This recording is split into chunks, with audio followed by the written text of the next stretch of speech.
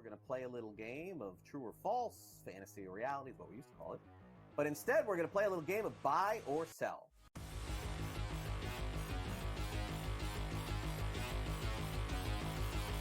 Rafael Devers had a press conference and basically said, I ain't moving off third base. I'm a third baseman. I won't play DH. I won't play anywhere else. Alex Bregman was just signed, so how's this going to work out? Buy or sell, George? Devers will start more games at third than Bregman this season. Is that a buy or sell? Yeah, Devers is a horrific third baseman. All right, he's bad. I think he ranks dead last in the league here. I think Cora is going to talk to Devers. Apparently, they are close. Listen, you got to move, buddy. I'm sorry. You got to move. We're a better team with Bregman at third. I think he's dug in here, man. I don't know. I know that there was a report a few days ago that they were talking about it and, sort of working things out, but I think in the end, cooler heads will prevail, but I don't know when that's going to be. I'm going to buy this. I'm going to say that Devers starts like 90 games at third base this season. And I think that'll probably be the compromise here. I think that Bregman will start some, Devers will start some. Bregman's still a Gold Glove third baseman at this stage of his career. It doesn't really add up. The other thing that happened is over the course of Big Papi's career, he moved off first base, he went to DH, and Big Papi was Devers, right? I mean, pretty similar in stature there. But Devers just seems to be really dug in on this. I think if it was going to happen, George, we would know by now. And it hasn't. We just heard that it may. So I am going to buy. I don't think Devers plays 150 at third base or even 140 or anything like that. But I do think he plays more than Bregman at third. I think that they have a compromise when they play both. Fantasy Sports Today, only on SportsGrid.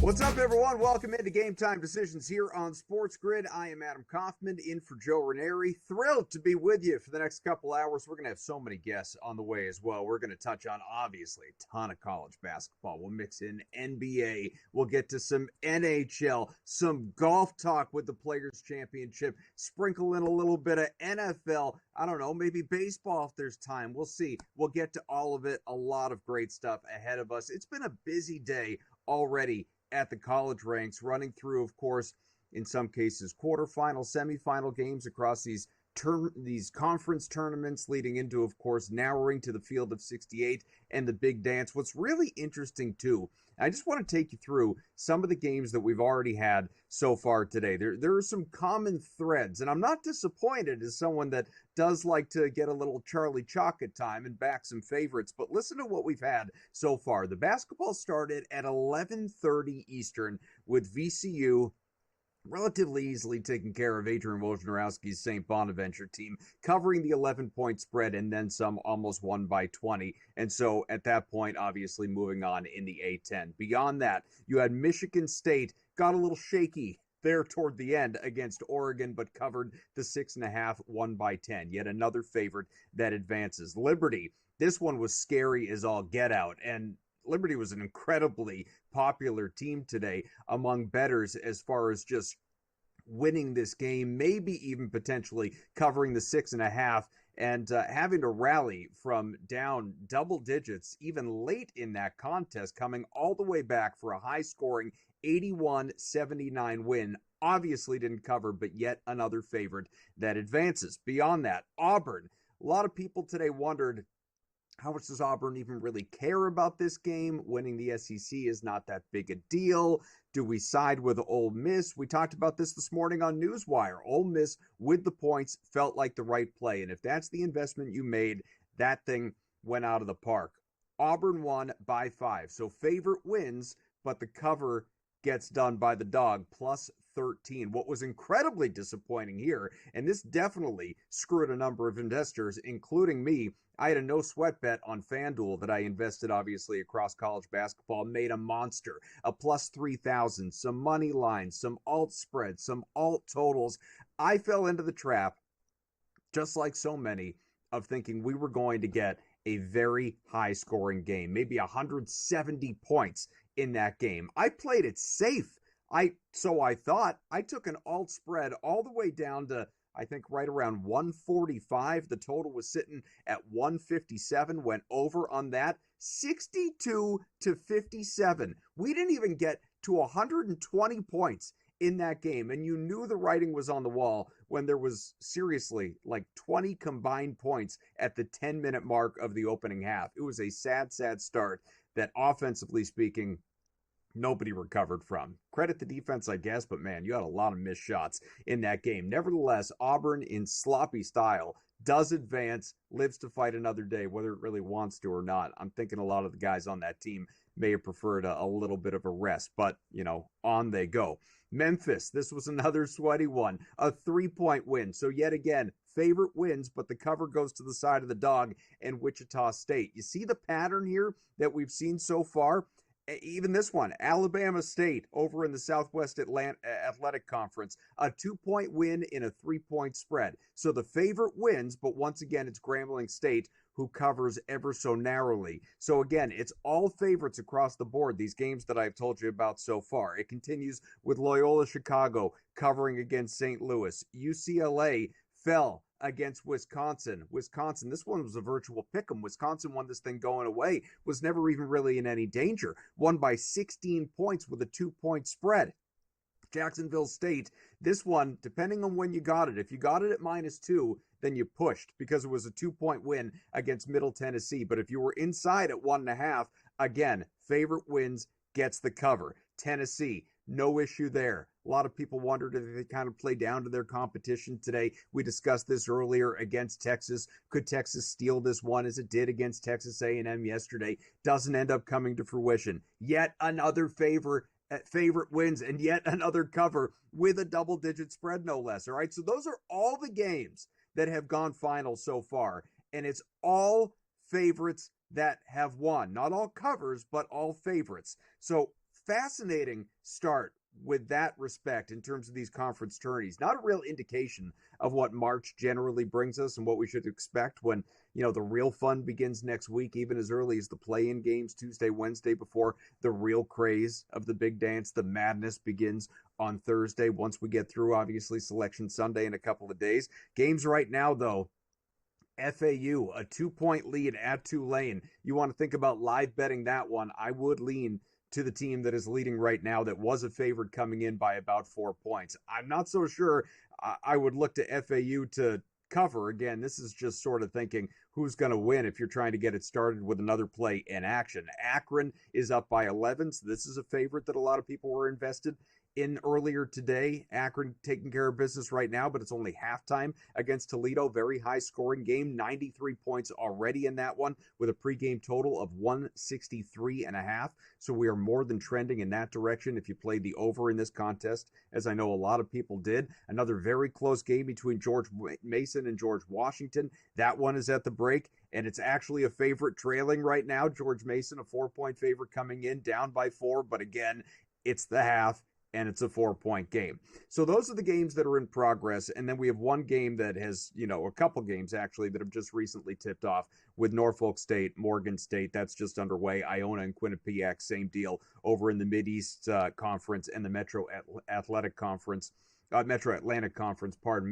respectively. But the real fun, this is the stuff that has happened during the day, obviously. The games that everyone is tripping all over themselves to watch a little bit later on that we'll be talking about plenty, obviously. You got St. John's, the number 1 seed, obviously, in the Big East against Marquette. This game begins in less than a half hour. I am incredibly excited about this one. I have been backing Rick Pitino's team all throughout the year. I think this is a team that you have to think very seriously when you get into tourney time. And obviously, it's easy to say that now, 28-4. Like, please, Koff, tell me something I haven't heard. But in terms of the versatility, the offensive explosion that is capable of in this team, and obviously the defensive tenacity that this group has. I started talking about this team weeks ago when its title odds were sitting at 25-1. We've moved well inside of that at this point in time with, the Johnnies. They had been Something very impressive. Couple that with the fact that obviously this game is happening at Madison Square Garden. I just don't see any universe where St. John's doesn't cover in this game. So I would absolutely make that one of the better bets here that you could invest in today at, again, -4 with this game starting in less than a half hour. Then, of course, next hour, you have Duke and North Carolina. This is just a really fun one. Obviously, you have to acknowledge first and foremost, and this is a real problem on the Duke side, is the absence of Cooper Flagg. You know, we expected he wasn't going to play today, and that has now been made official by Shire. They're the head coach for the Blue Devils. But Flagg with this ankle injury that who knows how long it'll keep him out. Seemingly, it's going to keep him out the rest of this tournament, the ACC tournament, but going forward, I mean, does he play in a 116 game? Do they wait until the weekend to get him in there? What's he look like? What percentage of himself? We're talking about the future number 1 overall pick in the draft, obviously, who has been incredible this year, and you now have to replace about 20 points per game with Flagg out of that lineup. There's a lot more at stake for North Carolina in terms of trying to prove its tournament medal. I'd take UNC with the points tonight. 7, if you took it earlier at 7.5, feels like the right play. They could even steal it, maybe. We'll be back.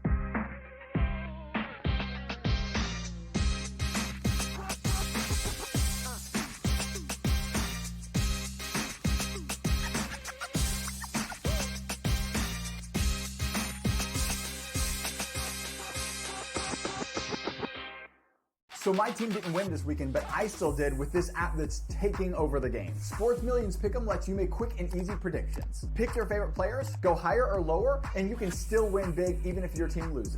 Plus, the multiplier is insane. With just a few picks, you can win big money.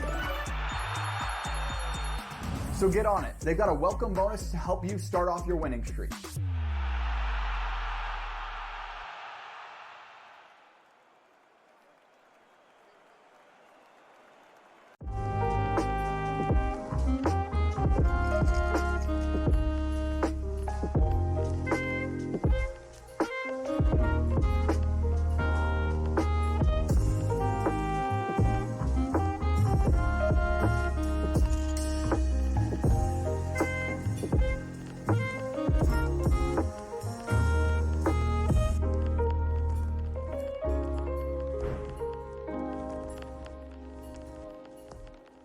Anyone that's been to a sporting event, the atmosphere before a game, I think Game Time Decisions has that same exact atmosphere. This is our arena. This is what we do. There is going to be an energy to Game Time Decisions that you will feel night in and night out. The excitement you get when you lock your bets in, when you're figuring out what you want to do, we can zone in on the biggest games each night. I want this to be the place that people come to before the games start so they feel as ready as possible to lock in their cards. We are going to hit every single one of those markets that you need to know about. We're going to go through every single thing, and I've got a great team behind me that's going to help me get the job done. There is not going to be a better place, I promise you, than Game Time Decisions to get that new information, react to it, and be able to then bet accordingly. We will have everything at our disposal, and we will use that to our advantage. I'm Kevin Walsh. Tune into Game Time Decisions from 6 to 8 p.m. Eastern on SportsGrid. The two guys that can do it all. Too much electricity this morning. This is a good time. We're having a lot of fun. I had to do a triple take. Ka-ching! Why? Because of parity. I didn't mean to offend. Yeah, it's not going to happen. Road management is a dirty word. Let him rip. You know what? Circumstances provide the results. What? How do you do this once? Oh, Donnie, you got such a good show there. A network that is booming. The Early Line, only on SportsGrid.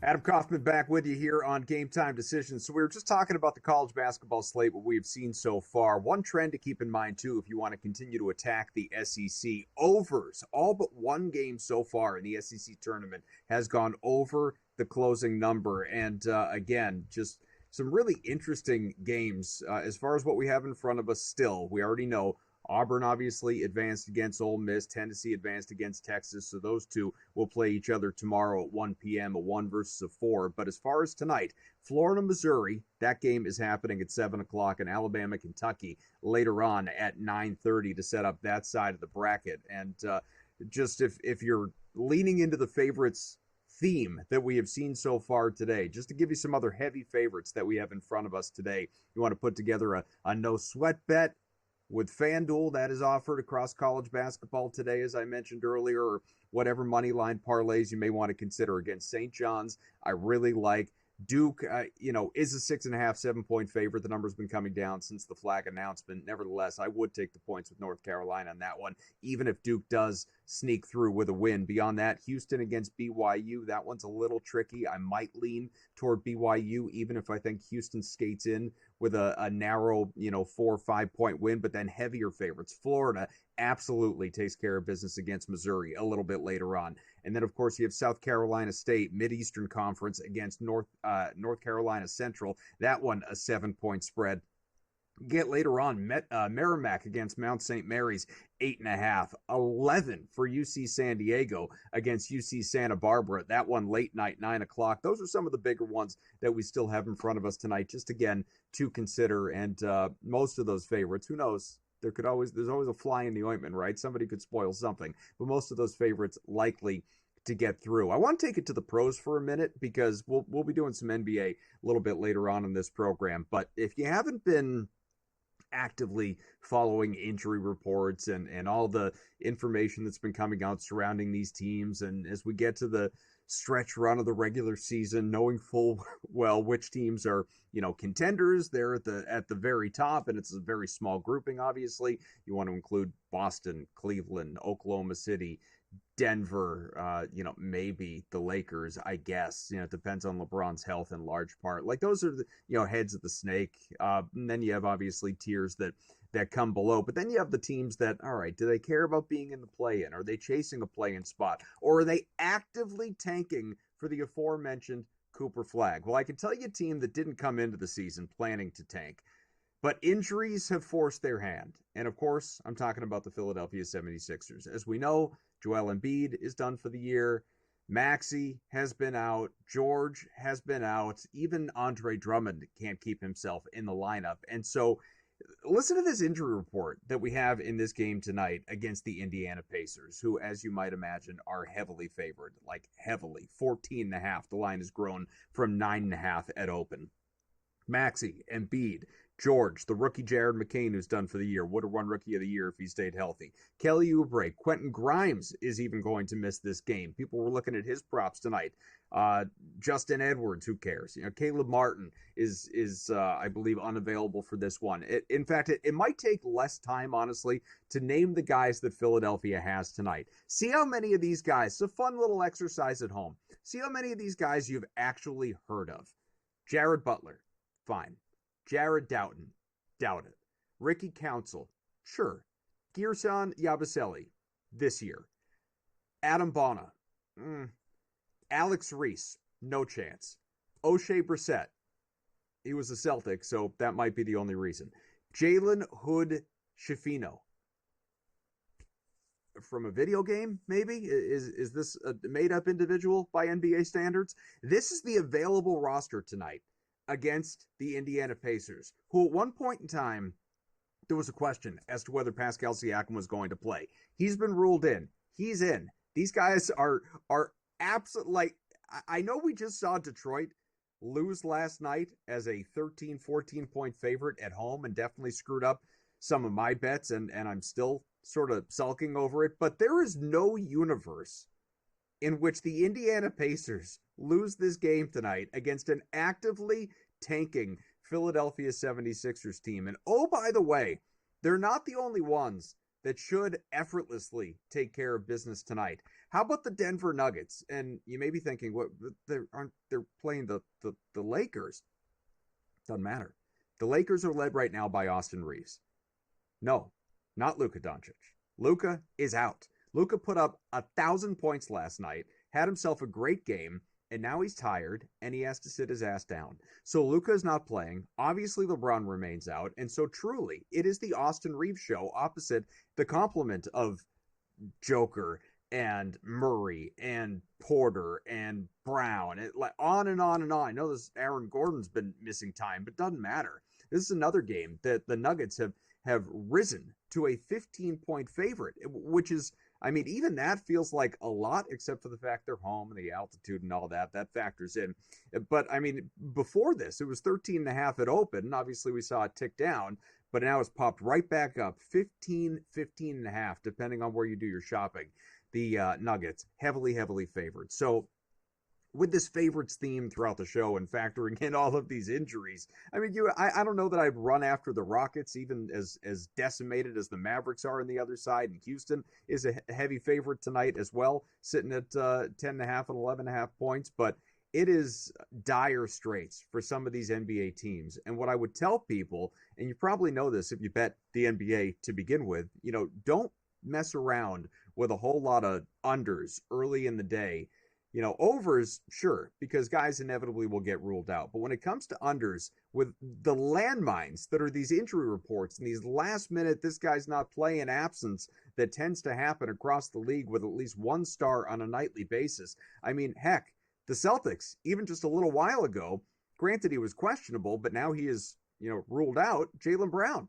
Brown's not playing. And so if you went under on, let's say, Jason Tatum, 28.5 points, well, is there a universe he goes for 30 plus tonight and probably doesn't have much trouble doing it? Sure. And there's no Porzingis again due to whatever bubonic plague or whatever it is that he's dealing with that has cost him time. Rest of the Celtics have been ruled in, anyone of significance and importance in a game that they are heavy favorites in Miami, sitting 8.5 points against another team that really should be on the tank. We got much more coming up.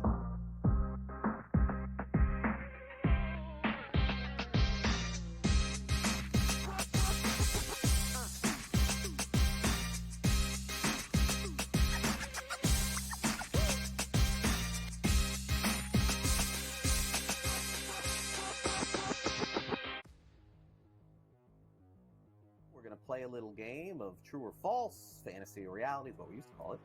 But instead, we're going to play a little game of buy or sell.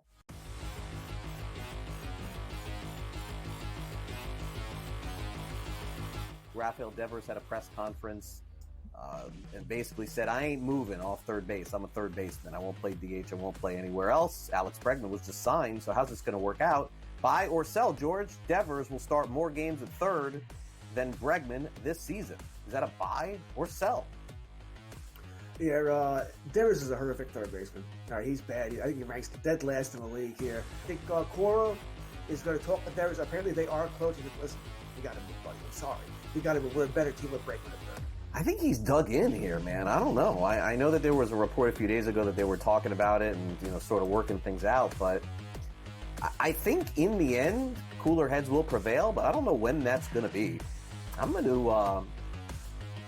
buy this. I'm going to say that Devers starts like 90 games at third base this season.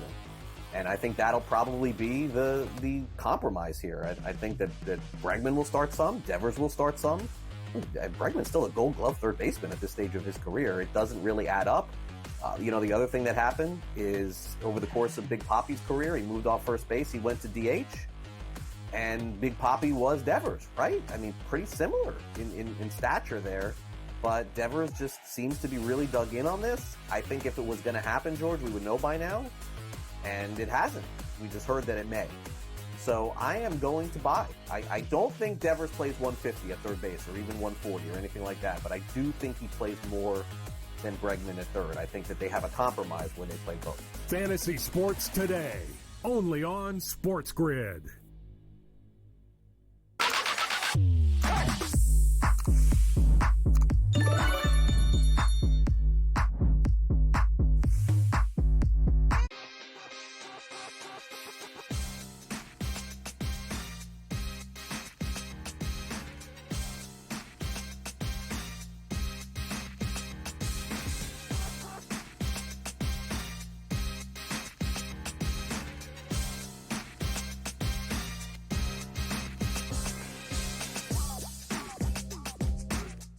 Here now on GTG, and of course, when it comes to sports betting, it is not just sides and totals. We like to live in the prop market as well. So let's find out from our friends at Sports Millions, and of course, Joe Madden and Tom Vecchio, some of the top plays tonight.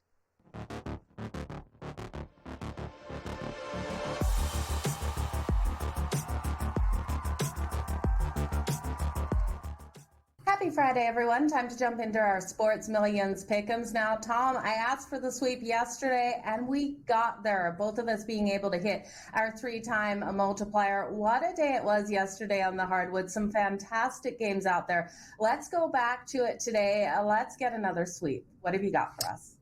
Yeah, awesome games yesterday. I was on Louisville and Stanford. Obviously, exciting end to that game. Edwards had him higher than 17.5. He ended with 25. Blake's on the other side lower than 12.5. He ended with 4. Let's turn to today's slate. Two different teams in two different matchups, I should say, not just one matchup on both sides. So let's go to Houston. Emmanuel Sharp higher than 10.5 points. They're going up against BYU. A lot of offensive potential from BYU. We do know how good Houston's defense is. And you would say that, maybe we're going to see some lower scoring in that game overall. But I like the fact that Houston may be able to push the pace on offense. BYU, their defense is 71st per KenPom. So I think Houston's offense will be able to take a step up in this spot. 7 straight games with at least 9 points. I know 9 is not higher than 10.5. He's been over this mark of 10.5 in 5 of the 7. And he had 18 versus BYU. Granted, that was much earlier in the year back in January. But I think BYU's offense will get things going, which will then thus push Houston's offense a little bit forward. That's part one. Let's turn to Danny Wolf from Michigan. We combine these. We had a 3x multiplier. Let's take him higher than 8.5 rebounds. He's had 9 or more in 6 of 10. He's had some of these games up at 11, 12, 13. Michigan, they like to play fast. They're going up against Purdue. Purdue doesn't necessarily like to play fast, but Purdue has been absolutely terrible as of late. I don't care about some of these recent wins that they have over Rutgers or UCLA. They have been not good to end the regular season. Michigan 42nd in the nation when it comes to pace. So Danny Wolf will have plenty of chances to get to the rebounds, which he's been doing very, very consistently as of late. So Sharp for Houston, higher than 10.5 points. Danny Wolf from Michigan, higher than 8.5 rebounds. Joe, what do you got? I love where you're going with Danny Wolf. I think that is a great one on his rebounds. But overall, I think you're going to sweep. And I'm going to turn to the ACC semifinal matchup here between Clemson and Louisville. Now, I'm excited to see how these teams play it out. We know back in January, Louisville was able to get the win over Clemson, winning that one 75-73. 74-76. 74-64. You guys, I can get these numbers out. I absolutely promise. But we're looking at Clemson team here, rolling in hot. They've won their last 9. They haven't been to the ACC championship game since 2008, and I do think they have the possibility of pulling things off here. They're coming off that big win versus SMU last night. They won that 57-54. Their defense really locking down, and that's what we're going to look for in this game. If they can come into this game, really guard the perimeter and not foul, they have every chance of winning. And I do think they have to win the rebounding battle here. We're going to look at Chase Hunter, higher than 3.5 rebounds. I'm looking for Chase Hunter to come out nice and strong in this matchup. In the last time they faced Louisville, we did see them be able to get 16 points on the board and 5 rebounds. Look for Chase Hunter to come out as strong as in that one. Last night versus SMU, 21 points and 4 rebounds in that. Louisville coming in here after beating Stanford last night in a game that it looked like they were going to lose. They had to fight to get that win, 75-73. And I do think they're going to struggle against the defense here of Clemson. I'm going to look at one of their players, Hadley, to go lower than his number. His point total coming in at 11.5, and I just think it's too high. Now, the last time they faced Clemson, we know he was able to put 32 points up on the board. That's not normal for this player, and we look at him last night in that game versus Stanford, only 4 points on the board. I'm going to take him lower than 11.5. He's gone lower than this number in 4 of his last 5. So Chase Hunter, higher than 3.5 rebounds for Clemson. Javon Hadley, lower than 11.5 points for Louisville. 3-time multiplier over on Sports Millions. We had a sweep yesterday. Hopefully we can do much of the same today to close out the week. Let's go, you guys. We'll see you back here on Monday. Check out Sports Million's social casino featuring classic slots and brand new game concepts. The social casino features the opportunity to win large sweepstake coins, and the games are always free to enter. Go play now at sportsmillions.com/social-casino. That's sportsmillions.com/social-casino.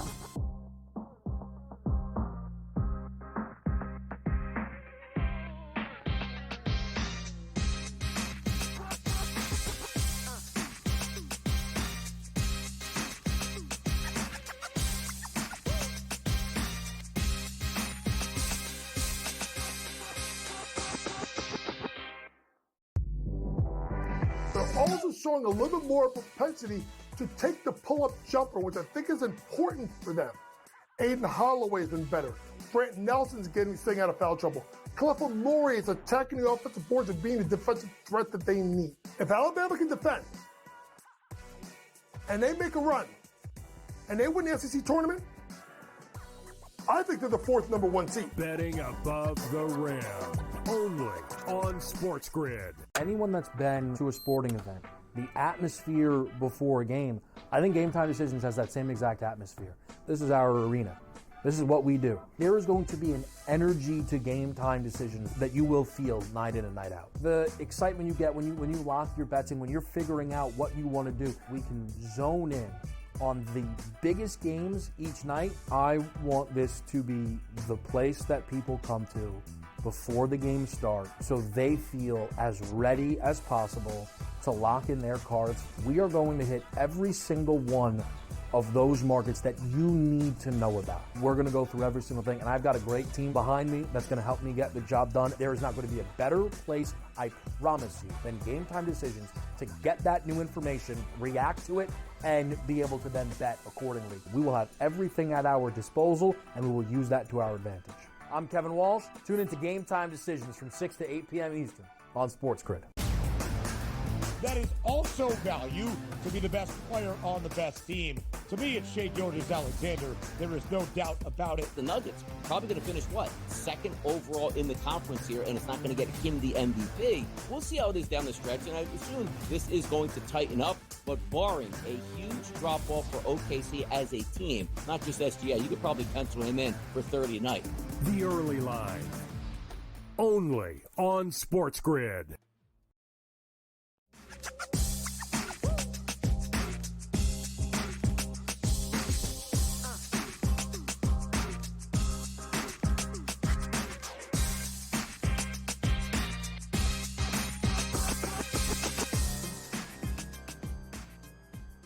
All right, we are back here on Game Time Decisions, and we welcome in the first of a few guests that we have in front of us here between now and 8 o'clock Eastern. That is, of course, the coach, James Young. He is the lead basketball analyst here on SportsGrid, host of Betting Above the Rim podcast, and you can get him on Twitter as well at, Coach Young NJ. How are you, Coach?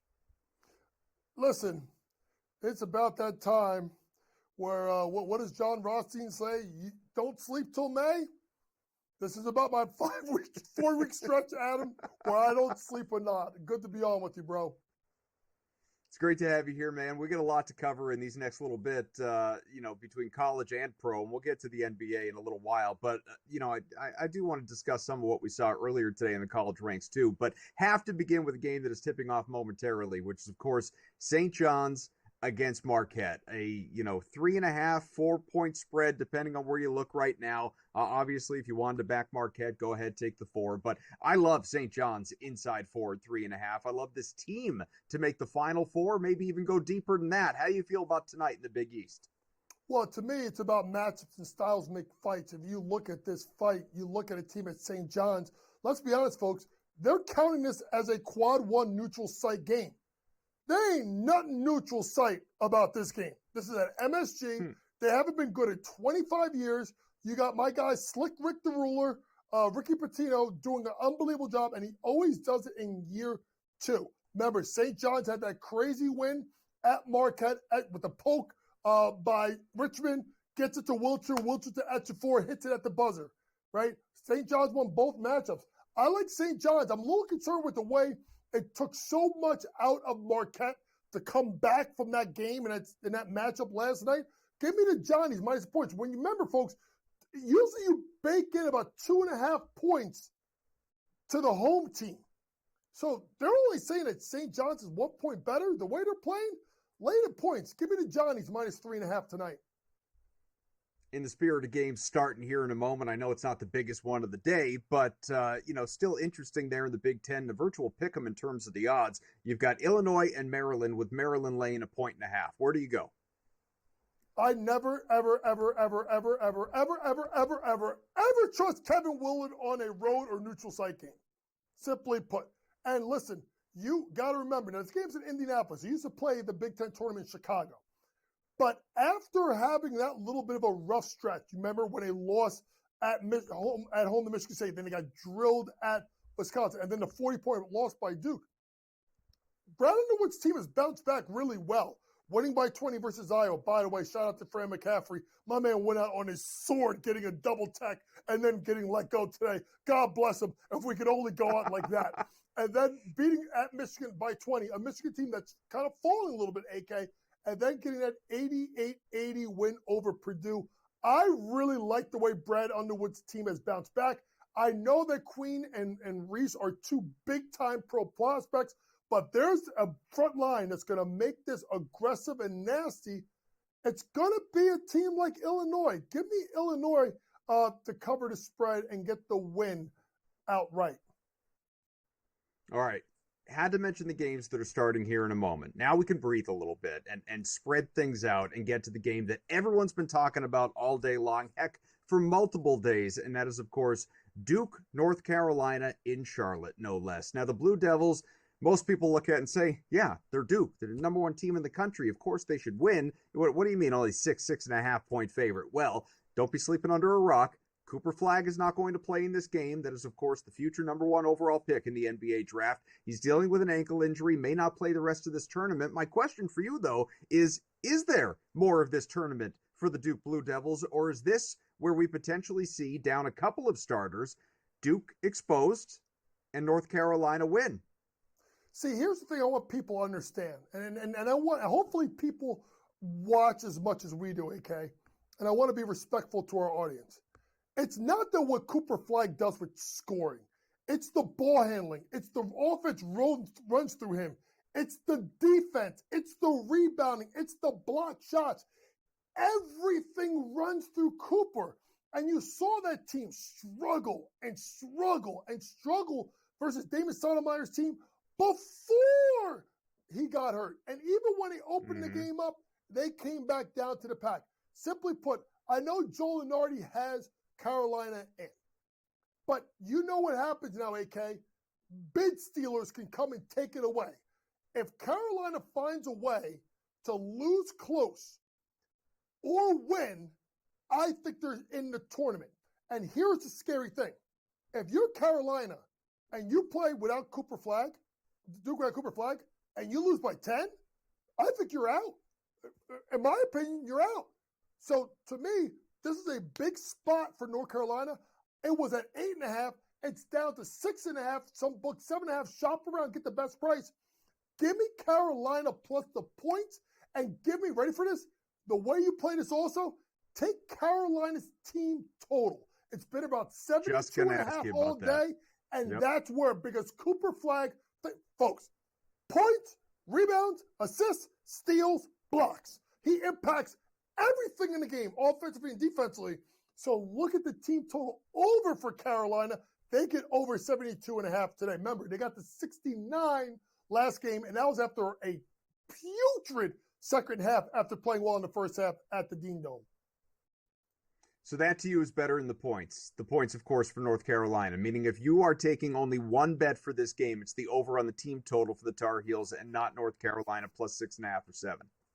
Yeah, I mean, listen, I think Carolina's going to keep it close, right? So you can go either way. Honestly, I wouldn't be mad if you parlayed it. You could probably get it about, I think it looked earlier today, I think it was about plus 130 on FanDuel if you parlayed the two of them together. I would do that.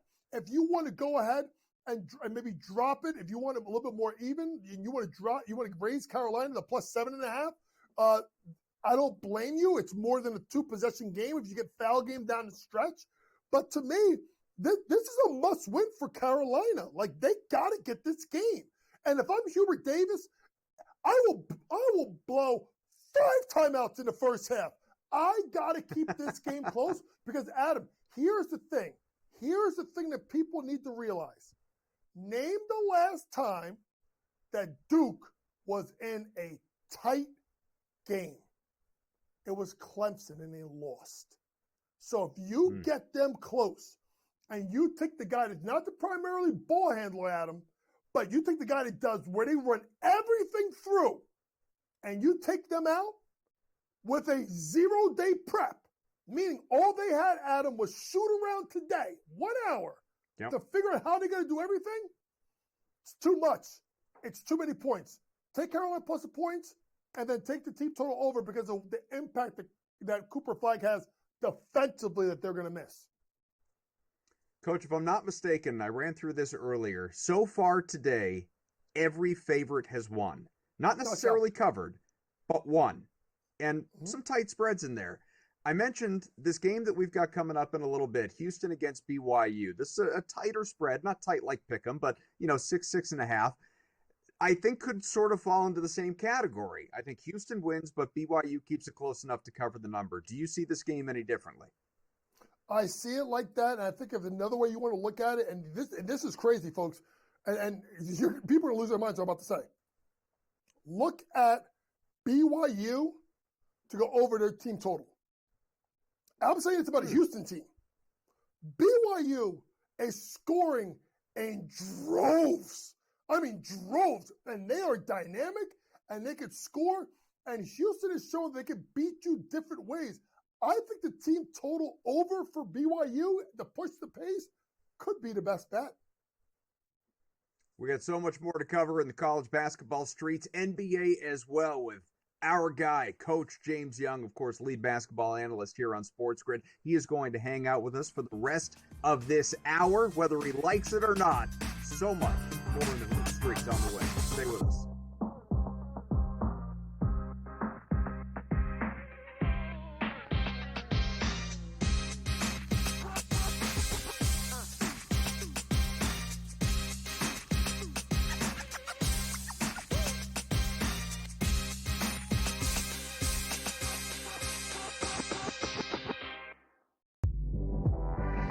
Also showing a little bit more propensity to take the pull-up jumper, which I think is important for them. Aiden Holloway's been better. Brant Nelson's staying out of foul trouble. Clifford Murray is attacking the offensive boards and being the defensive threat that they need. If Alabama can defend,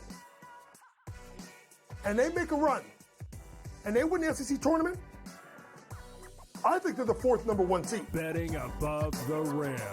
Only on SportsGrid. Anyone that's been to a sporting event, the atmosphere before a game, I think Game Time Decisions has that same exact atmosphere. This is our arena. This is what we do. There is going to be an energy to Game Time Decisions that you will feel night in and night out. The excitement you get when you lock your bets in, when you're figuring out what you want to do, we can zone in on the biggest games each night. I want this to be the place that people come to before the games start so they feel as ready as possible to lock in their cards. We are going to hit every single one of those markets that you need to know about. We're going to go through every single thing, and I've got a great team behind me that's going to help me get the job done. There is not going to be a better place, I promise you, than Game Time Decisions to get that new information, react to it, and be able to then bet accordingly. We will have everything at our disposal, and we will use that to our advantage. I'm Kevin Walsh. Tune into Game Time Decisions from 6 to 8 p.m. Eastern on SportsGrid. That is also value to be the best player on the best team. To me, it's Shai Gilgeous-Alexander. There is no doubt about it. The Nuggets probably going to finish, 2nd overall in the conference here, and it's not going to get him the MVP. We'll see how it is down the stretch, and I assume this is going to tighten up, but barring a huge drop-off for OKC as a team, not just SGA, you could probably pencil him in for 30 tonight. The Early Line. Only on SportsGrid.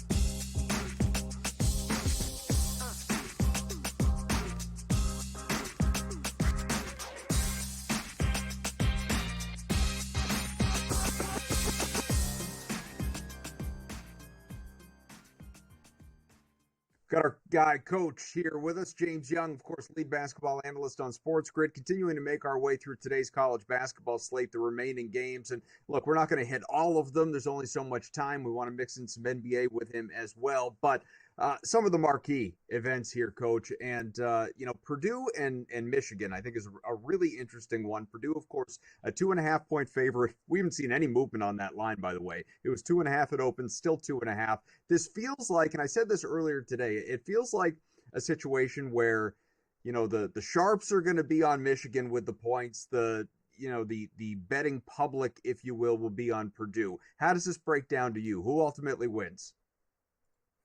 I like Purdue. I said earlier when I was on with Donnie and Ben earlier this week on the early line that I had liked Purdue on the money line. I actually like Purdue to actually win the Big Ten tournament. I think it lines up pretty well for them.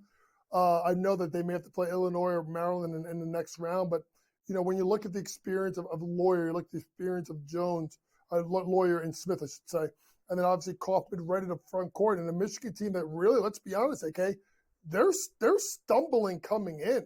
They haven't covered in 4 straight games. They should have lost 4 straight if they didn't hit a miraculous buzzer beater at home to beat Rutgers. So, especially coming off of that loss at 17, I think you have to look at the experience here and look at a team that's playing better basketball. I know Purdue hasn't been great either, but, they're at least 2-1 against the spread. They just beat Rutgers by 21. I don't mind losing by 8 at Illinois. Illinois had to turn it around. Give me Purdue Boilermakers on the money line. I think they win this matchup. A couple weeks back when UConn was having its struggles, I mentioned 80-1. That was the number. 80-1 to win the national championship for the 2-time defending champs under Dan Hurley. Clearly a team that is not what it was the last couple of years. You lose that level of talent to the NBA, that's to be expected. But nevertheless, 80-1, Coach, knowing full well that, man, come March, we're just this team, this pedigree, it turns it up a little bit. Now UConn starting to go on a little bit of a run here in the conference tourney with the madness right around the corner. 3.5-point favorites in this next one against Creighton. Is now the time to start to buy in to UConn all over again? The problem is Adam, they're so wildly inconsistent, right? And even and not even Adam, saw that Adam, just yesterday. Right, exactly. That's my point. Like, not even that. But the thing is, you can look at Creighton, who was getting their doors blown off, by DePaul and took a miraculous comeback, which DePaul shot the ball well, and it was the second night in a row. And shout out to Coach Holtzman. He did a really good job with DePaul this year. I know they struggled in the Big East, but he's going to turn that around. It's tough to win in that league at DePaul. But to me, like, I'm looking at this matchup, and I think people are disrespecting a little bit Creighton. This is a team that did go 15-5 in league. This is a team that, over the course of the year has the 4-time defensive player in the year, Ryan Kalkbrenner, who, when he wants to, can single-handedly take over games. Now, they've played twice, and they've split, with each team winning at the other team's gym. So now it comes down to who I think is the better team. I think it's tight. I think the coaching is tight. But I'm going to go with the team with a little bit more experience. Ashworth, Kalkbrenner, they get it done. Give me Creighton. Mm-hmm. And the biggest reason is I'm getting the points. Give me the plus 3.5. Kentucky and Alabama is fascinating to me because, like with so many other matchups, there's the whole rest versus rust debate among some of these higher seeds.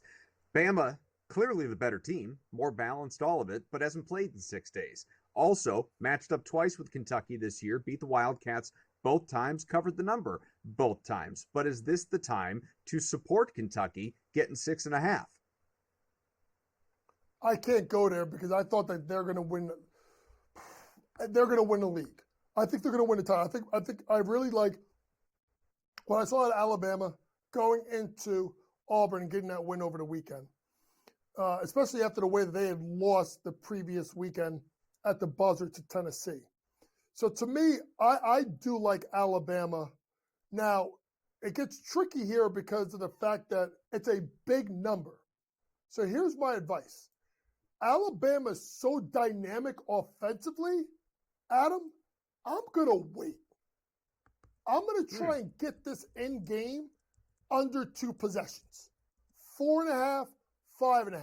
Because my thought process is, as a coach, foul game late, make free throws, get a stopper here, because now all of a sudden Kentucky's going to throw up threes, and then you get the win. I don't like laying in games that are pretty close more than 2 possessions. You get tricky. So I would wait this out. If there's a way you want to play it, if you just want to just say Alabama's team total over, I just think Kentucky continues to struggle in the defensive end of the floor. I don't think Mark Sears is going to give you only 9 points tonight. I think Grant Nelson's is going to stay out of foul trouble. And the improved offensive play lately of Cliff Amori is an added dimension. Aiden Holloway's played well. They're starting to get the sum of their parts all together. But the other thing you have to say about Alabama is they're not just bombing away. And that's been a little complaint that I've had with Nate Jones' team. They're more a propensity to go inside a little bit. You saw Nelson go at Janai Broom, but also take the pull-up jumper.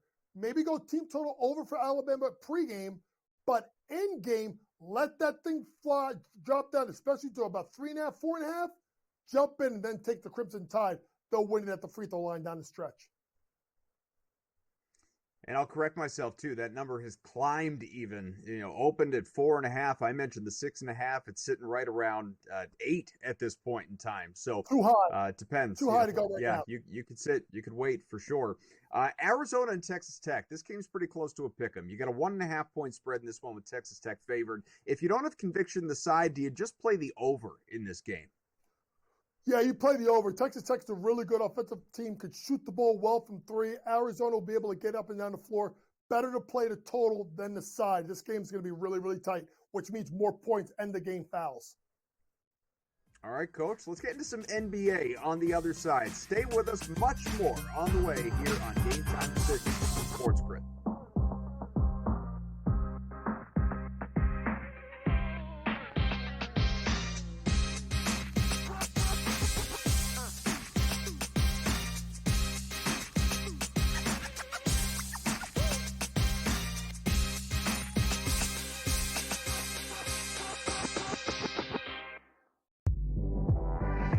Also showing a little bit more propensity to take the pull-up jumper, which I think is important for them. Aiden Holloway's been better. Grant Nelson's staying out of foul trouble. Cliff Amori is attacking the offensive boards and being the defensive threat that they need. If Alabama can defend, and they make a run, and they win the SEC tournament, I think they're the 4th number 1 seed. Betting above the rim, only on SportsGrid. Anyone that's been to a sporting event, the atmosphere before a game, I think Game Time Decisions has that same exact atmosphere. This is our arena. This is what we do. There is going to be an energy to Game Time Decisions that you will feel night in and night out. The excitement you get when you lock your bets in, when you're figuring out what you want to do, we can zone in on the biggest games each night. I want this to be the place that people come to before the game starts so they feel as ready as possible to lock in their cards. We are going to hit every single one of those markets that you need to know about. We're going to go through every single thing, and I've got a great team behind me that's going to help me get the job done. There is not going to be a better place, I promise you, than Game Time Decisions to get that new information, react to it, and be able to then bet accordingly. We will have everything at our disposal, and we will use that to our advantage. I'm Kevin Walsh. Tune into Game Time Decisions from 6 to 8 p.m. Eastern on SportsGrid. That is also value to be the best player on the best team. To me, it's Shai Gilgeous-Alexander. There is no doubt about it. The Nuggets probably going to finish, 2nd overall in the conference here, and it's not going to get him the MVP. We'll see how it is down the stretch, and I assume this is going to tighten up, but barring a huge drop-off for OKC as a team, not just SGA, you could probably pencil him in for 30 a night. The Early Line, only on SportsGrid.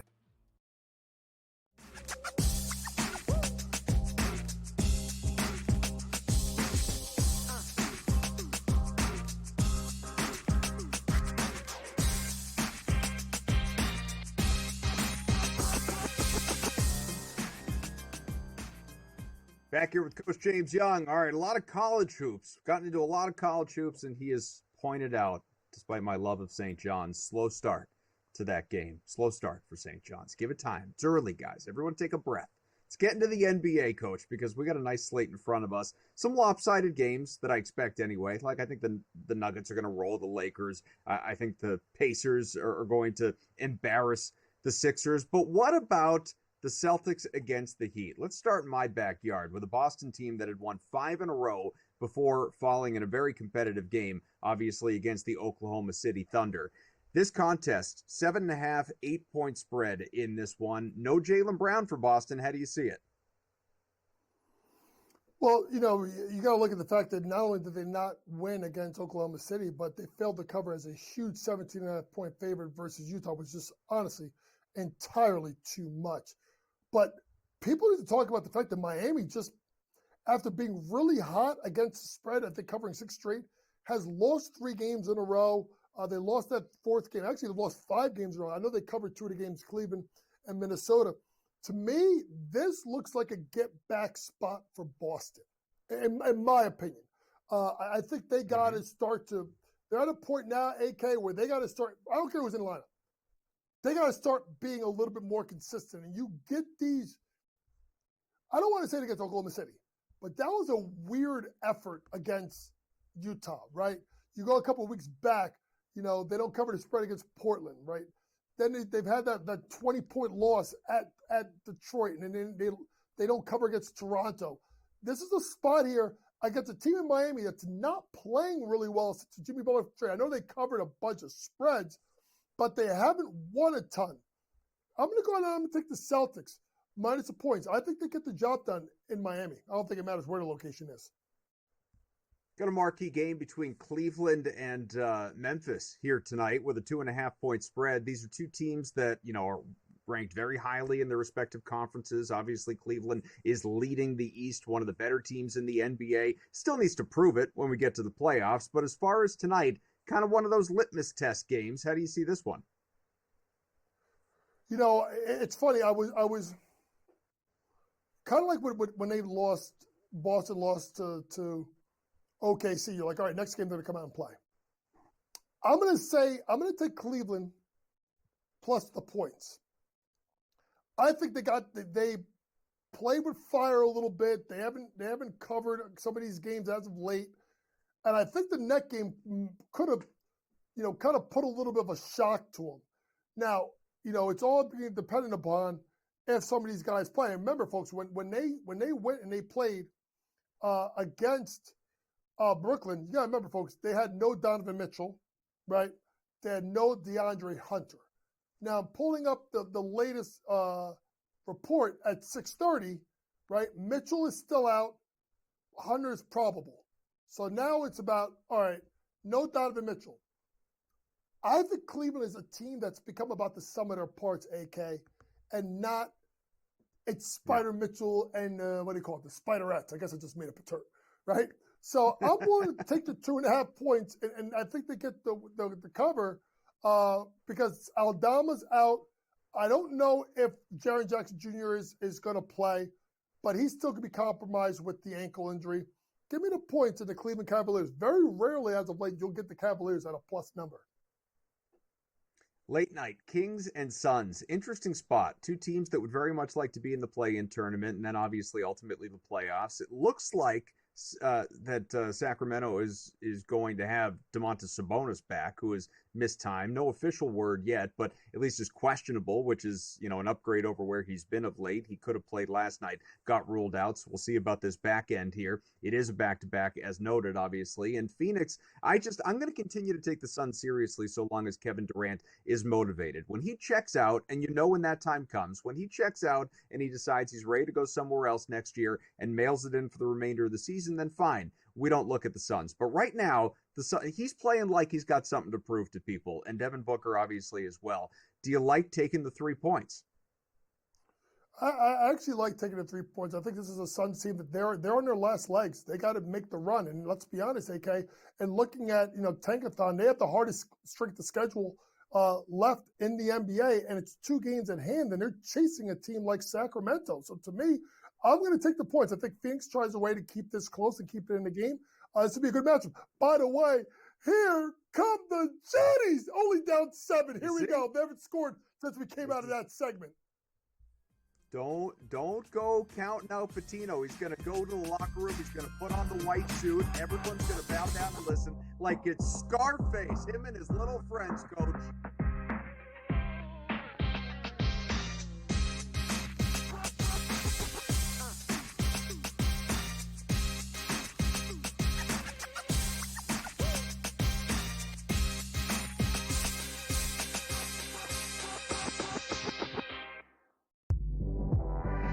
Also showing a little bit more propensity to take the pull-up jumper, which I think is important for them. Aiden Holloway's been better. Brant Nelson's staying out of foul trouble. Clifford Murray is attacking the offensive boards and being the defensive threat that they need. If Alabama can defend, and they make a run, and they win the SEC tournament, I think they're the 4th number 1 seed. Betting above the rim, only on SportsGrid. Anyone that's been to a sporting event, the atmosphere before a game, I think Game Time Decisions has that same exact atmosphere. This is our arena.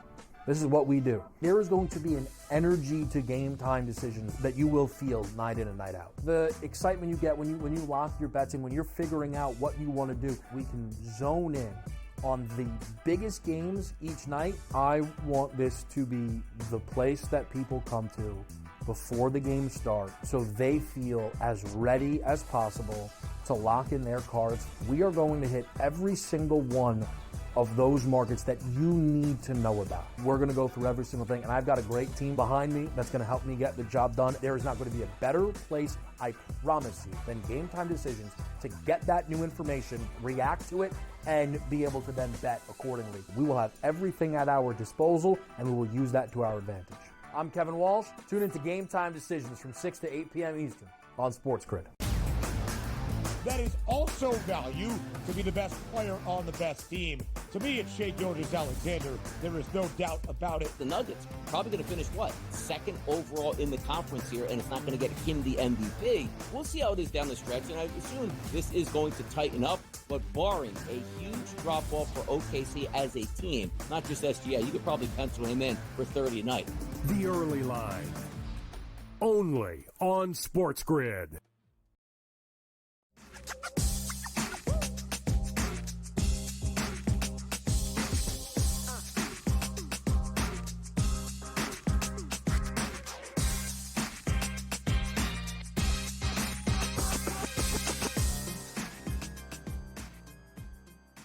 We are halfway home on Game Time Decisions. Our thanks once again to Coach James Young, who, of course, hosts the Betting Above the Rim podcast, lead basketball analyst here on SportsGrid. You know, one thing we have not made mention of at all, football.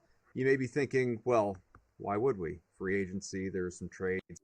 Is anything big? Something notable happened, at least a big name. Cooper Kupp has chosen his new team, and it's a familiar one, at least to him. He has gone to the Seattle Seahawks to join Sam Darnold and, of course, an arsenal that has Jackson Smith and Jigba, Kenneth Walker, Marquez Valdez-Scantling signed there, looking like a 3-year deal, right around $15 million per. We'll get you the specifics, but he, of course, is a Yakima, Washington native, Eastern Washington product, and so it's a homecoming of sorts for Kupp to finish out his career. We have Brady Cannon on with us, my partner in crime, Saturday and Sunday nights here on SportsGrid, largely to discuss the Players' Championship, Brady. But before we do that, you're a football guy. I just want your initial impressions of Kupp going to Seattle. I'm happy for him. You know, it was kind of, I guess the timing was right for LA to let him go, but I still think this guy has a lot of football left in him. You know, what was it, offensive MVP or something like that just a couple seasons ago? I mean, I think this guy is still really good. Injuries. Yeah, and I guess that's part of the deal, but it was kind of a little bit of a mystery to me anyway, why he wasn't being used down the stretch by the Los Angeles Rams. I mean, he was in the game. He couldn't have been that hurt. I don't know. And I mean, how many times are you going to use him as just a decoy? I mean, he wasn't hardly even targeted. It was odd. So, no, I'm happy for him. I still think he has a bunch of talent and a lot of football left. I think a 3-year deal is probably just about right. And they're starting to put the pieces back together there in Seattle.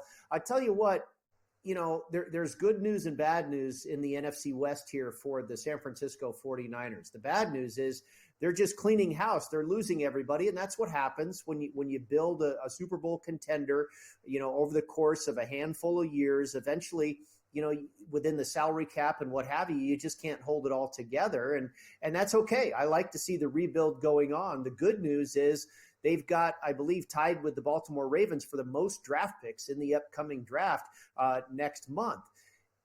From a betting perspective, however, I'd be taking a hard look at the Rams and maybe even the Cardinals to win this division. You and I were talking about it over the weekend, Adam, the odds to win the Super Bowl and that gap between the number on the Niners and the Rams. And I felt that's way too wide of a margin. The Niners, I don't think, have much of a chance at all. And I think the Rams are a decent bet. I mean, not necessarily Super Bowl, but we were trying to use that as a gauge to get a feel for what their odds were to win the division, which I don't think are maybe out yet, but probably after the draft. Mm-hmm. Seattle looks like the rebuild is still ongoing, and they've added some nice pieces. I'm okay with Darnold, and Kupp, I think, is a great addition. You have him and Jackson Smith and Jigba, some good weapons. Kenneth Walker, you mentioned. You never know. I think Arizona has been slowly but surely improving under Jonathan Gannon. They could be the long shot bet in my book. But the Rams look like, who knows, maybe they'll be the favorite to win that division here pretty soon. Look, in my mind, they are. I was talking about this just days ago. I like the Rams to win this division a lot, but we'll have plenty of time for football. We'll have plenty of time for football tomorrow night, Brady, when we're doing a show together. Right now, let's mix in a little bit of golf. The Players' Championship. And it's been interesting here. The leader at the moment, co-leaders actually, Minwoo Lee and Akshay Bhatia sitting 11 under. One stroke back is J.J. Spawn. My guy, Colin Morikawa, is sitting just 2 shots off the lead at 9 under after a massive 7 under day. And so I'm pulling for him this weekend. But, Rory McIlroy is in that top 4 or 5 as well, tied with Morikawa, as is Alex Smalley. You got to scroll down a little bit. You get to a T17 for Scotty Scheffler, who was, of course, the betting favorite coming into this tournament. Now, is he done? Of course not. He's sitting 6 shots off the lead with a couple of rounds to go. But what do you make of what we've seen so far through 2 rounds? It's been good, man. This has been some good golf, and part of the reason I like it probably is because a lot of my guys are going to be around for the weekend. And you mentioned Colin Morikawa. I know I am on him this week as well, and I'm also on J.J. Spawn. So really rooting for a couple of guys there towards the top of the leaderboard. You mentioned Scheffler. I don't think it's surprising to see what he's going through here. He hasn't quite found that gear yet in 2025, and that gear is a pretty tough one to attain, the bar that he set last year with the way he went. But, he's had a couple of top 10 finishes, but it just hasn't been the Scotty we're used to. Now, he hasn't been that bad. His approach game is very good. He's 6th in this field right now. For strokes gained approach, he's 9th in greens in regulation. But the putter, that's been a story with Scotty off and on, through the last 3 seasons. He's 89th in this field right now with the putter. And that's typically a formula, Adam, that I kind of like. If you're striking the ball well and you're ranking very high with your approach game and your irons, but yet the putter is just letting you down, that's something that can turn over the course of a few holes, a few days. And, Scotty Scheffler, if that putter all of a sudden heats up a little bit, this guy could be right back in the mix. The problem is the price. You're always paying a premium for the best player in the world. And so you never really get a bargain on him. He's got to be so far off the pace before you get a good price on him that he doesn't have a chance anyway. But I think the way he sits, we've seen this guy do it before. He won last year in comeback fashion. He might not be the worst bet in the world, even though, like I say, it's not a good price. But I think Morikawa and Spawn are pretty good bets right now. You talk about Minwoo Lee and Akshay Bhatia at the top. Min-Woo Lee, 16th in strokes gained off the tee, 26th in strokes gained approach. That's all very solid. Batia, 19th off the tee, 37th on approach. Solid. Here's the red flag for me. Min-Woo Lee, second in this field in putting. Batia, fourth. That is way too off the charts good for me to believe that it's going to be sustainable for 4 days. I see that putter going cold for a minute and these guys coming off the pace. The other thing that you have to factor in here is these first 2 days have been very easy scoring conditions. The wind is going to pick up big time over the weekend on Saturday and Sunday, 10, 15, 20 plus miles an hour. We got a golf tournament on our hands with this wind kicking up. It's going to be hard to tell who's going to be able to handle these conditions. Brady, when it comes to value on the outright odds board, who's down but not out? Who would you look at here through 2 rounds? I'd say Sepp Straka. He's another guy that I have pre-tournament along with a lot of people. He was a very popular bet this week. 15th off the tee, 38th on approach. Not bad. Second in driving accuracy. He hasn't, confronted a fairway that he hasn't hit. But 100th in this field for putting. I mean, gosh, if the guy can just hold a putt here and there, he could make a run. I thought he was going to get to 8 or 9 under today. He ends up bogeying, 3-putting the last hole. That just kind of speaks to what this guy has not been doing this week, and that's putting. So if the putting turns for Sepp Straka, I think he'll be fine. Tommy Fleetwood, I think, is going along just fine. His approach game is spot on. The putting is decent. If his putting even gets a little better, he could be a good play that's a little bit further down the board as well. I think Straka, Morikawa, Spahn, Fleetwood, and maybe even a little dabble on Scheffler. Like I say, you never get a great price with him, but I think he is primed to have make a little bit of a charge here over the weekend. Sometimes you'll be talking to your wife about, let's take a vacation to, you name it. In my house, it'd be like, let's go to Disney World. And then you start to get targeted ads on your phone for Disney World because Big Brother's always listening. The algorithm's listening. Scotty Scheffler, we started talking about him, was 12-1 to win this tournament. Now he's 11-1 on FanDuel, Brady.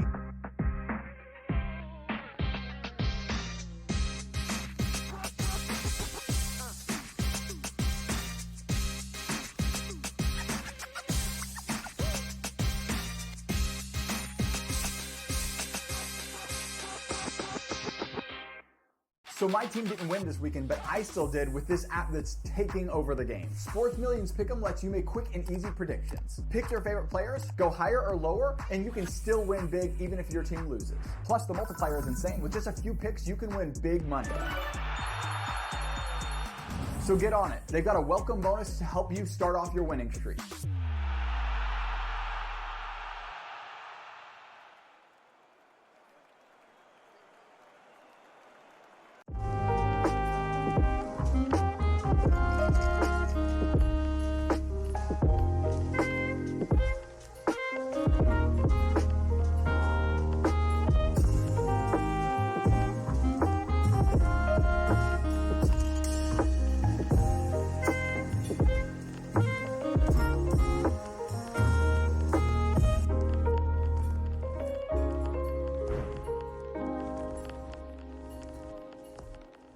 Anyone that's been to a sporting event, the atmosphere before a game, I think GameTime Decisions has that same exact atmosphere.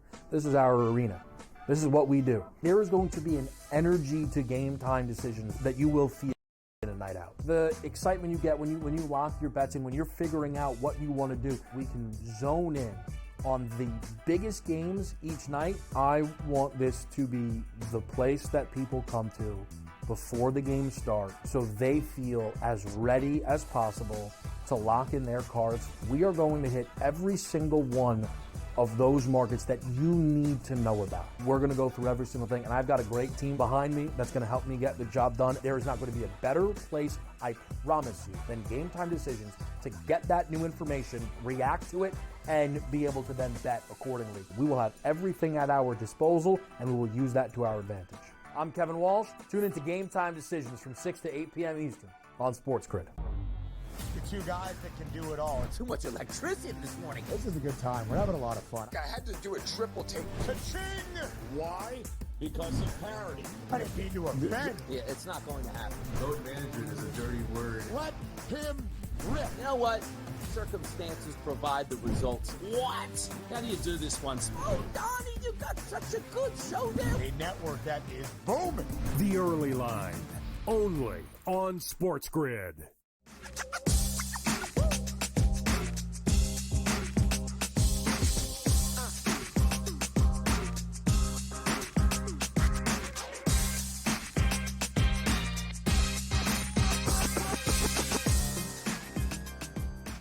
Our thanks once again to Brady Cannon. Let us welcome in for the next couple segments someone that I work very closely with on the weekends here on SportsGrid, at least during the football season. That's not too far removed. Heck, we were just talking about Cooper Kupp joining the Seahawks. That is Scott Wetzel on Twitter at Opposite Picks, of course, a regular host and analyst here across the SportsGrid network, TV and radio. Scott, how are you, man?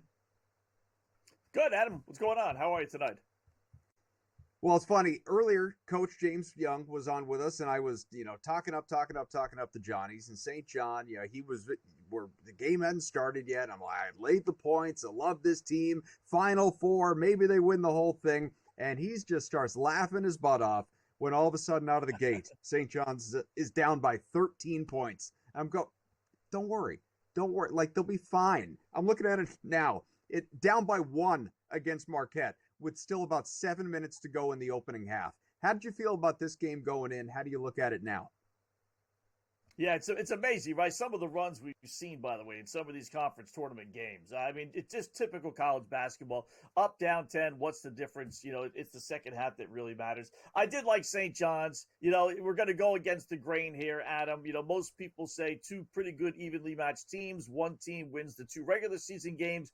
You bet the other team when they meet for a third time. And I get that, but St. John's did win twice, 2 really close games. But this is a home game. I mean, this is literally a home game. They play half their games at Madison Square Garden here in New York. So you're only laying 3.5. I think they are the better team. I like St. John's in the beginning. They're down, as you mentioned, they're down 1, 29-28. They survived the storm. You had to figure Marquette was going to come out flying, right? After losing the first 2 meetings, you figured they would, start off well. In the end, I think it's going to be a St. John's win. Not a big win, like the other games, less than 10 points, I'm sure. But I would lay the 2, 3.5 that you can get them at right now.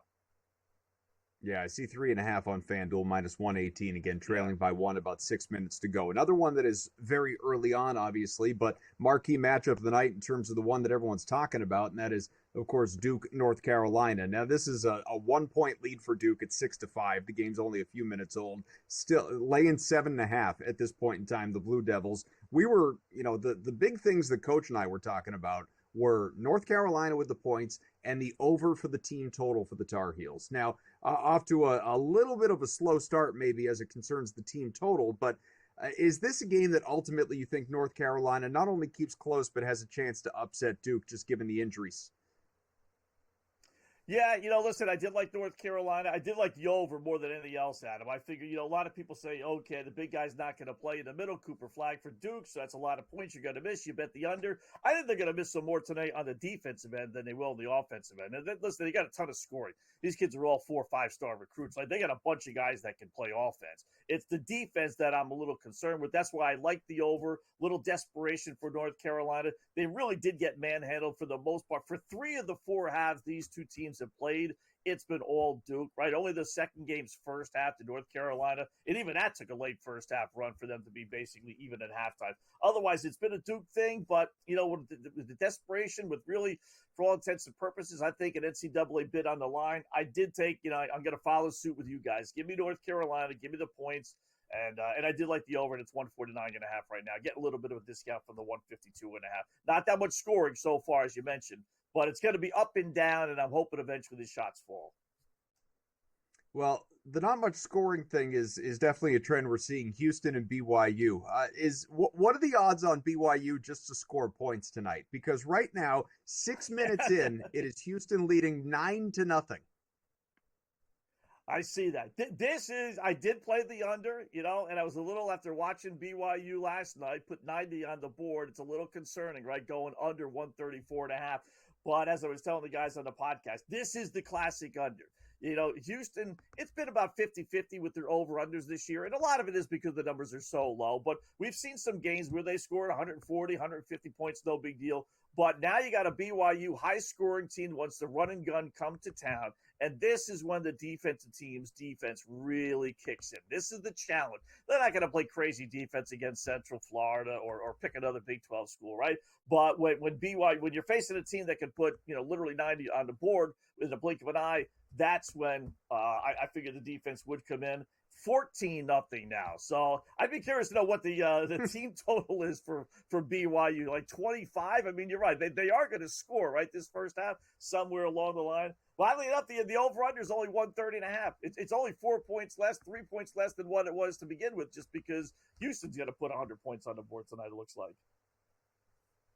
Yeah, 15-0. Crazy.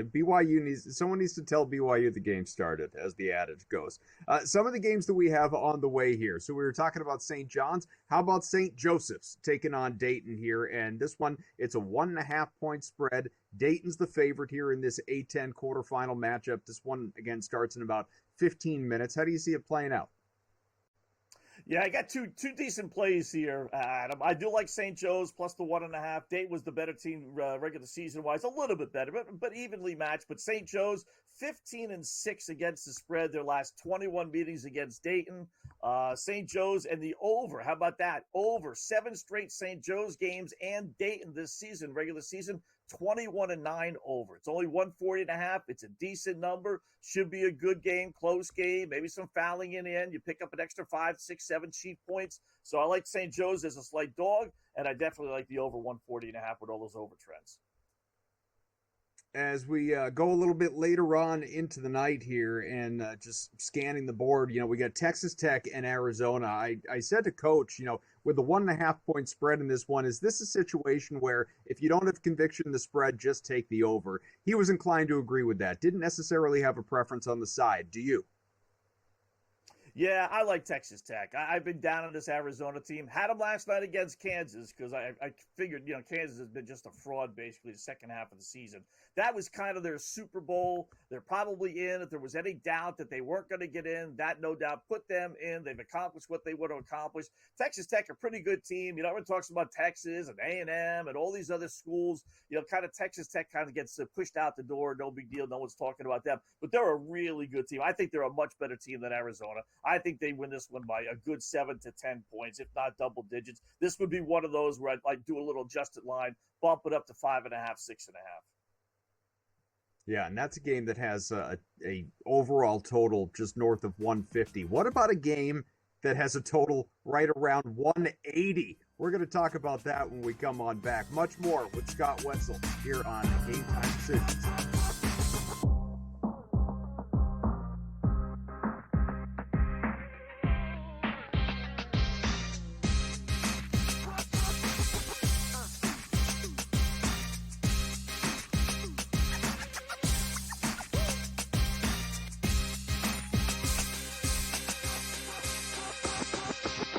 Looking for an edge in betting basketball? Injuries can make or break a game. Get insider knowledge from Dr. David Chow and the team of experts with Sick Picks at Sports Injury Central. We reveal hidden health-based advantages the sports books miss. Our doctors provide insights, and our algorithm tells you who to bet on. Spreads, props, totals, in-game bets, Sick Picks covers it all. Go to SickScore.com and sign up for Sick Picks and use the promo code SportsGrid for a free week today. Your gut says Miami is going to win, and you should take the over. Your gut also said your NFT selfies would only go up in value.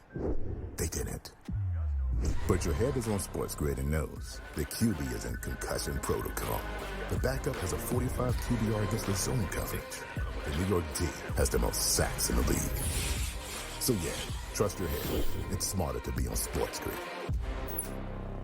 Anyone that's been to a sporting event, the atmosphere before a game, I think Game Time Decisions has that same exact atmosphere. This is our arena. This is what we do. There is going to be an energy to Game Time Decisions that you will feel night in and night out. The excitement you get when you lock your bets in, when you're figuring out what you want to do, we can zone in on the biggest games each night, I want this to be the place that people come to before the game starts so they feel as ready as possible to lock in their cards. We are going to hit every single one of those markets that you need to know about. We're going to go through every single thing, and I've got a great team behind me that's going to help me get the job done. There is not going to be a better place, I promise you, than Game Time Decisions to get that new information, react to it, and be able to then bet accordingly. We will have everything at our disposal, and we will use that to our advantage. I'm Kevin Walsh. Tune into Game Time Decisions from 6 to 8 p.m. Eastern.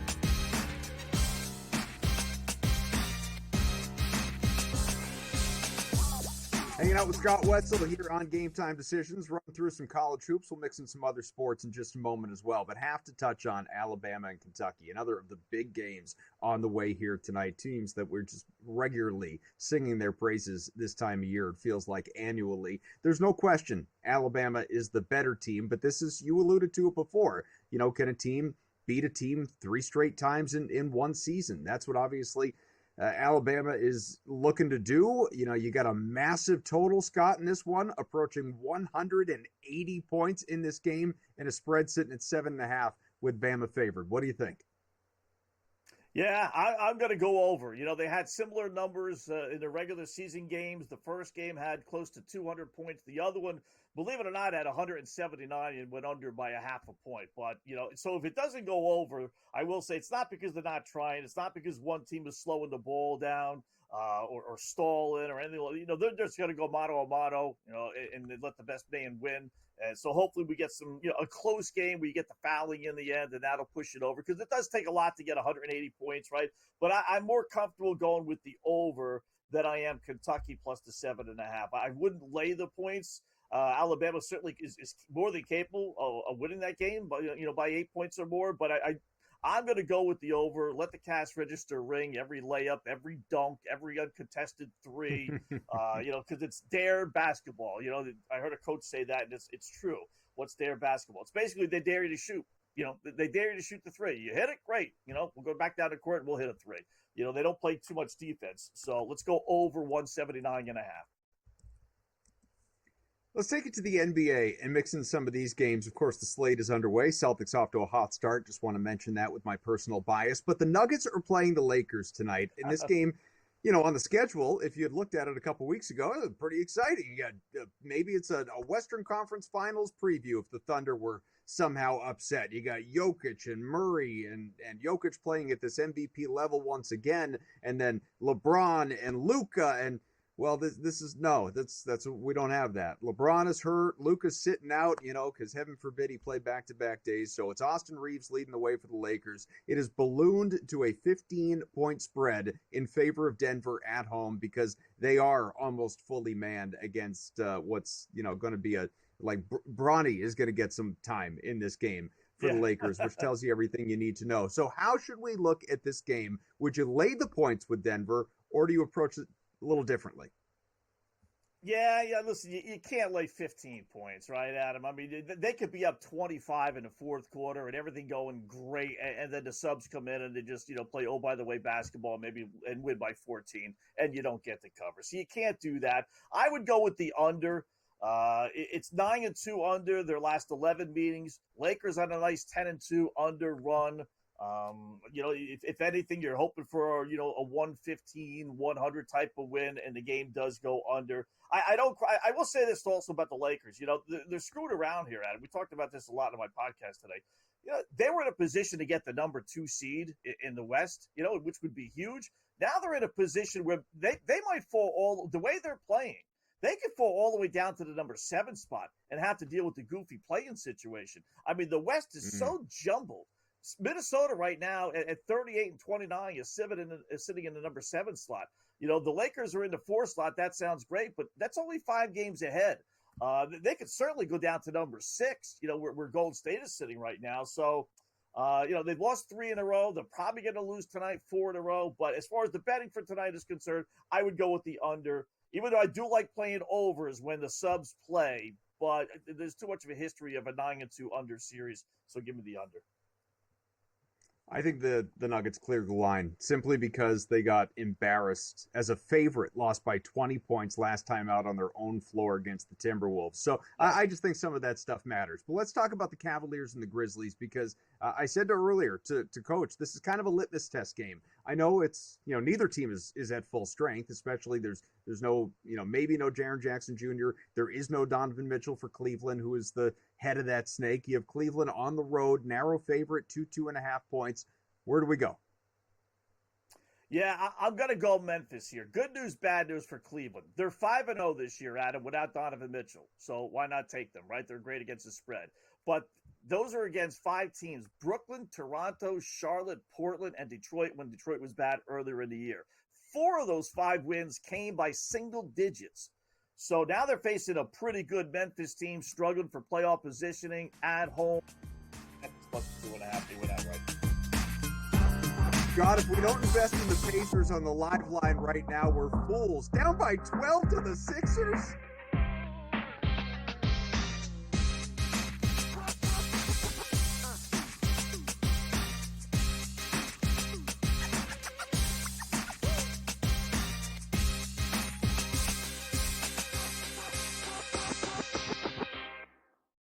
The game is on. The stakes are high. But the action isn't just on the field. He's rearranging that ring.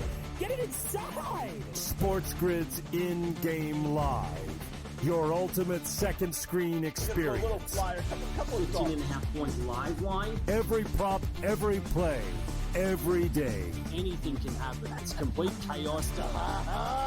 It's smarter to be on SportsGrid.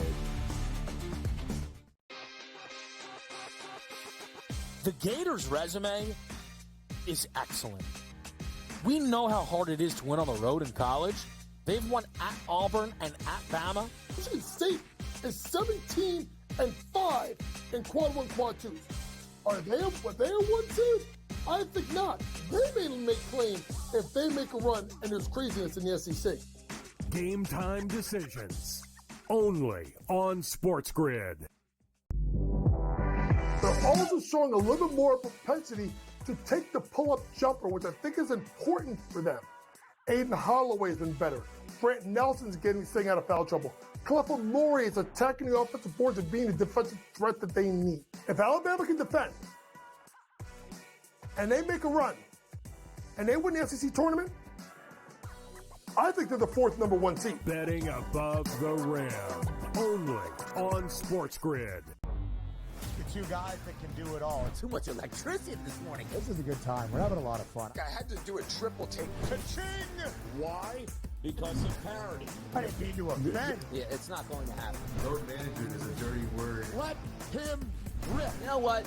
Circumstances provide the results. What? How do you do this one? Oh, Donnie, you got such a good show there. A network that is booming. The early line. Only on SportsGrid.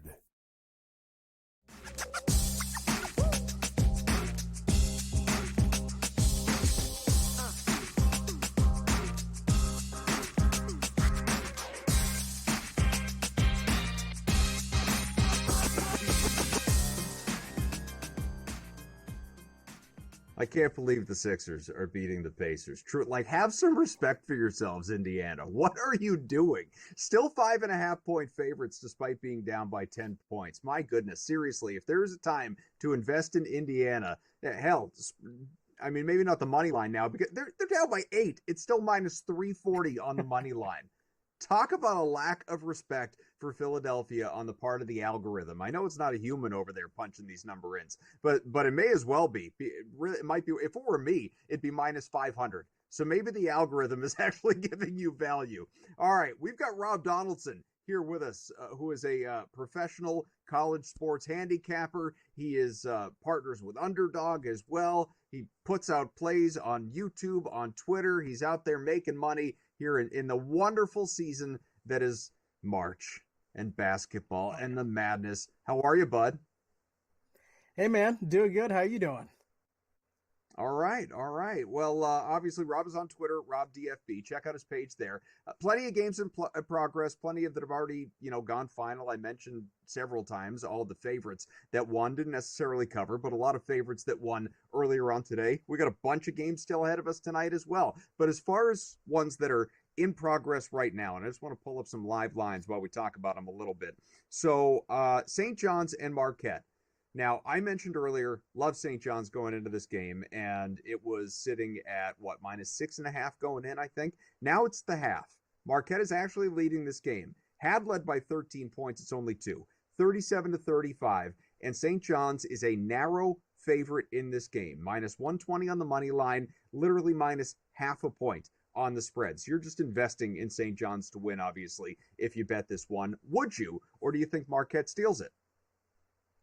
I would stay away because I do think there's an extra gear for Marquette in this game. And when you are looking at both teams, just in terms of how they might do at the charity stripe on the back end of the game, both teams really do struggle in that department. And so if you do want a little bit of a heartache and a little bit of anxiety coming down the stretch and you want to take a pick 'em spot, be my guest. But this is definitely a stay away from me. Well, good news. BYU has scored, and more than just a bucket, up to 14 points. And Houston has actually slowed down. This was 23, or pardon me, if only. It was 15-0. It's 23-14 right now. Houston, who opened as a reasonable enough favorite, is now sitting 11.5. So the line clearly has jumped. Is this the time, though, that you would invest in BYU at plus 11.5 with about 8 minutes to go in the opening half? I would actually look to lay that line. And I think part of it is just the confirmation bias of a team shooting the lights out the day before. How are they going to perform in that second game? I mean, we're still seeing it from Illinois right now as well at half. They scored 106 points yesterday. They have 31 at halftime. BYU hit about 1,000,000 threes yesterday against Iowa State, and now they have 14 points 12 minutes into the half. I feel like that's just confirming what we already thought might be happening, where Houston's just going to kind of sap the life from them and run this thing up.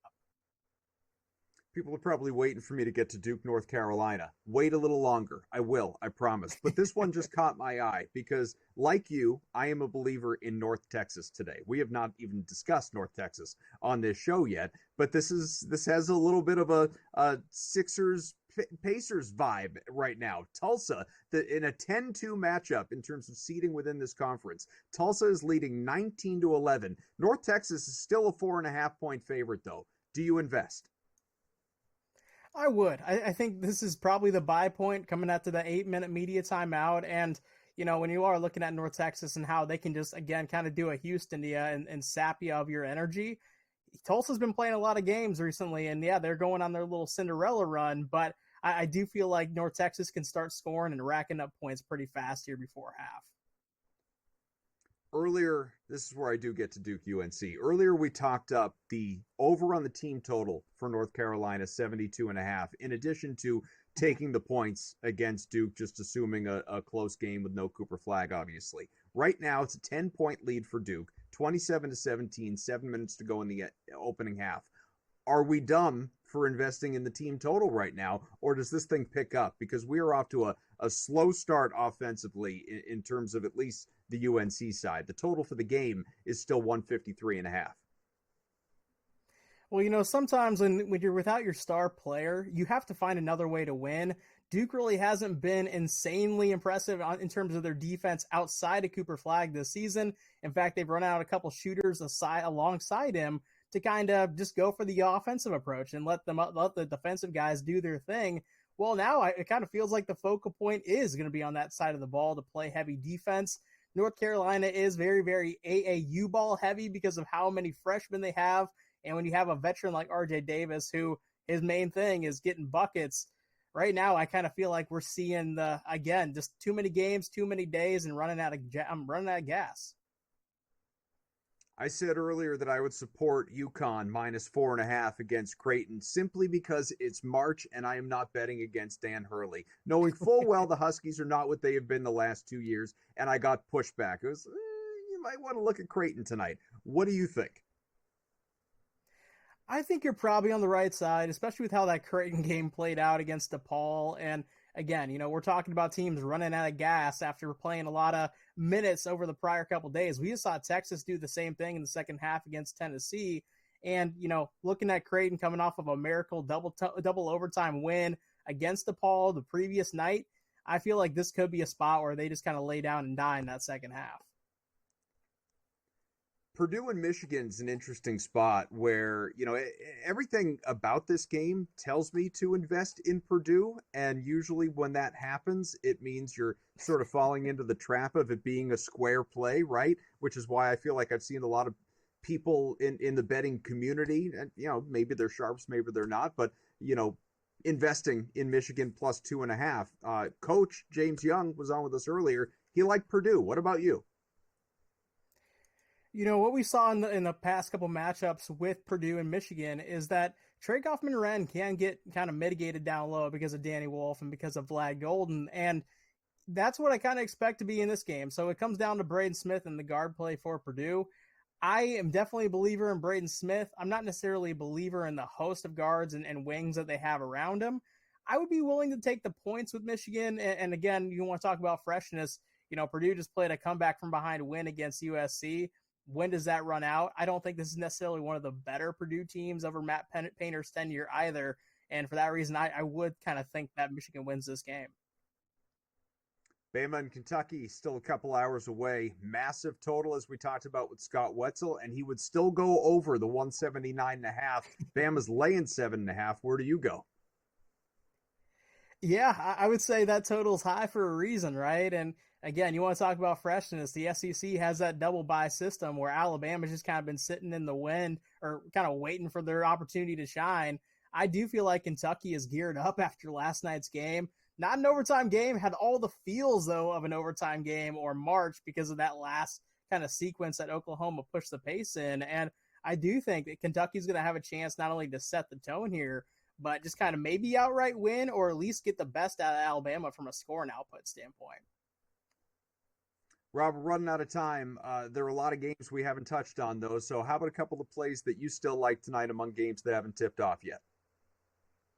Well, hey, let me take you out to the SWAC semifinals where we got Bethune-Cookman taking on Jackson State. And I'm a big Bethune-Cookman fan under Reggie Theus. This is an athletic team, and if you do want to back guards in March, this is a good chance to do it as a 3.5-point underdog. I think they win this thing outright and get it done over Mel Williams' bunch. But I love that side. And then also St. Joe's that just tipped. Very interesting matchup. I think St. Joe's is the most talented team in the A-10, and then I think they get this one outright.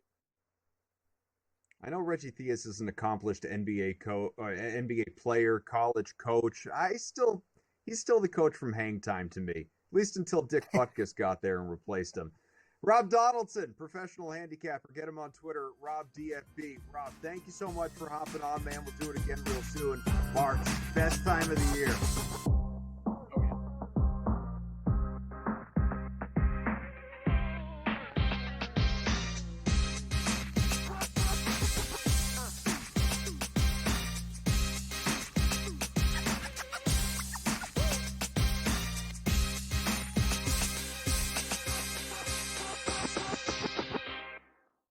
The game is on. The stakes are high. But the action isn't just on the field. He's rearranging that rim. Get it inside! SportsGrid's in-game live. Your ultimate second screen experience. 15.5 points live line. Every prop, every play, every day. Anything can happen. It's complete chaos. It's smarter to be on SportsGrid. The Gators' resume is excellent. We know how hard it is to win on the road in college. They've won at Auburn and at Bama. Michigan State is 17-5 in quad one, quad two. Are they a one seed? I think not. They may make claim if they make a run and there's craziness in the SEC. Game time decisions. Only on SportsGrid. They're also showing a little bit more propensity to take the pull-up jumper, which I think is important for them. Aiden Holloway's been better. Brant Nelson's getting staying out of foul trouble. Clifford Laurie is attacking the offensive boards and being the defensive threat that they need. If Alabama can defend and they make a run and they win the SEC tournament, I think they're the fourth number one seed. Betting above the rim, only on SportsGrid. The two guys that can do it all. Too much electricity this morning. This is a good time. We're having a lot of fun. I had to do a triple take. Ka-ching! Why? Because of parity. I didn't mean to offend. Yeah, it's not going to happen. Load management is a dirty word. Let him rip. You know what? Circumstances provide the results. What? How do you do this one? Oh, Donnie, you got such a good show there. A network that is booming. The Early Line, only on SportsGrid.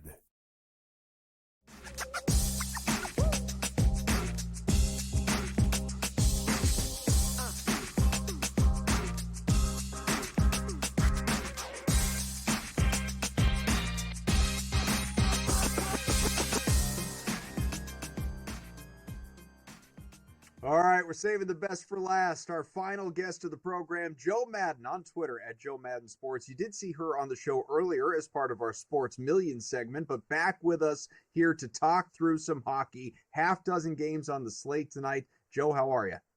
I'm doing pretty good. Some great games out there on the ice. One's already, actually, pucks dropped on two of them, and we already have a goal out of the Detroit Red Wings as the first period comes to an end. They're leading that 1-0. They were a big underdog coming into this one, so it's going to be interesting, Adam, to see if they can hold the lead, and I think that they can. So I was hoping to live bet it if Carolina went up first. Now we're not getting that plus money here on the Detroit Red Wings, but they're only a minus 122 favorite. I think it's the right way to go.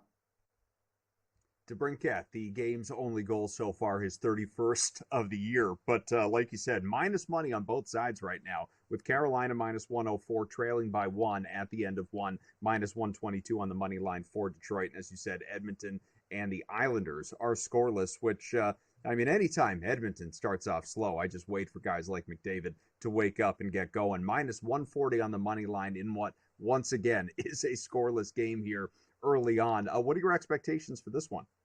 Adam, I can't lay that with the Edmonton Oilers. Here, even though it's an all right price, second night of a back-to-back for this team. They're on the loss last night, and they have the Rangers coming up on Sunday. I just don't trust them with how they've been playing coming out of the break for the Four Nations. Leon Draisaitl has been great point, though, for them. He's been able to get these goals, get these assists. So I would look at Leon Draisaitl to be able to score on Sorokin tonight. And I do think the Oilers overall will put the goals up on the board. That money line's too pricey. I don't trust the puck line. So what I'm going to do is look for the Oilers to win in a 4-3 style game, pushing them over their team total of 3.5. Yes, I know there's no goals as of yet, but as soon as the scoring opens up, I expect the Oilers to finally find that offensive production that they've been trying to get over these last couple of games. So give me the over 3.5. It was plus 112 coming into this game.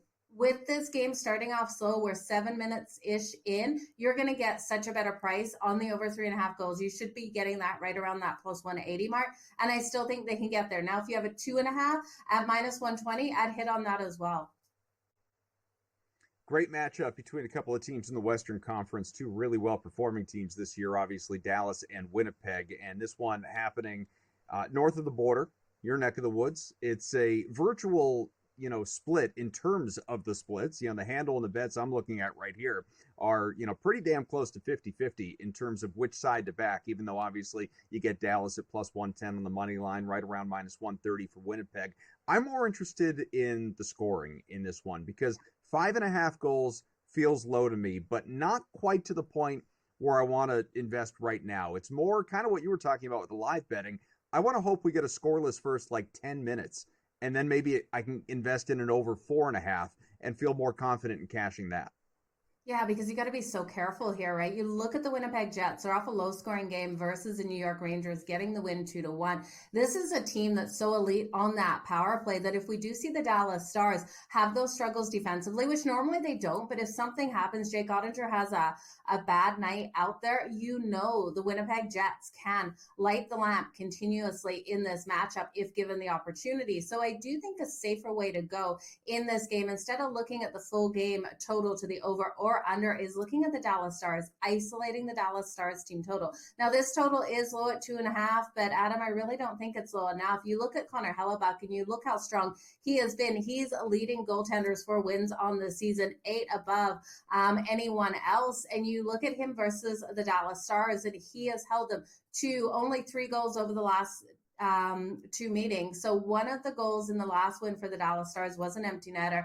I do think if the Dallas Stars win this, they win it 2-1. If the Winnipeg Jets go off, they could win this 4-2, that kind of situation. So either way, we're going to see the Dallas Stars stay under the 2.5 goals. Roope Hintz is out of this lineup, which is a huge contributor the last couple times these two teams matched up.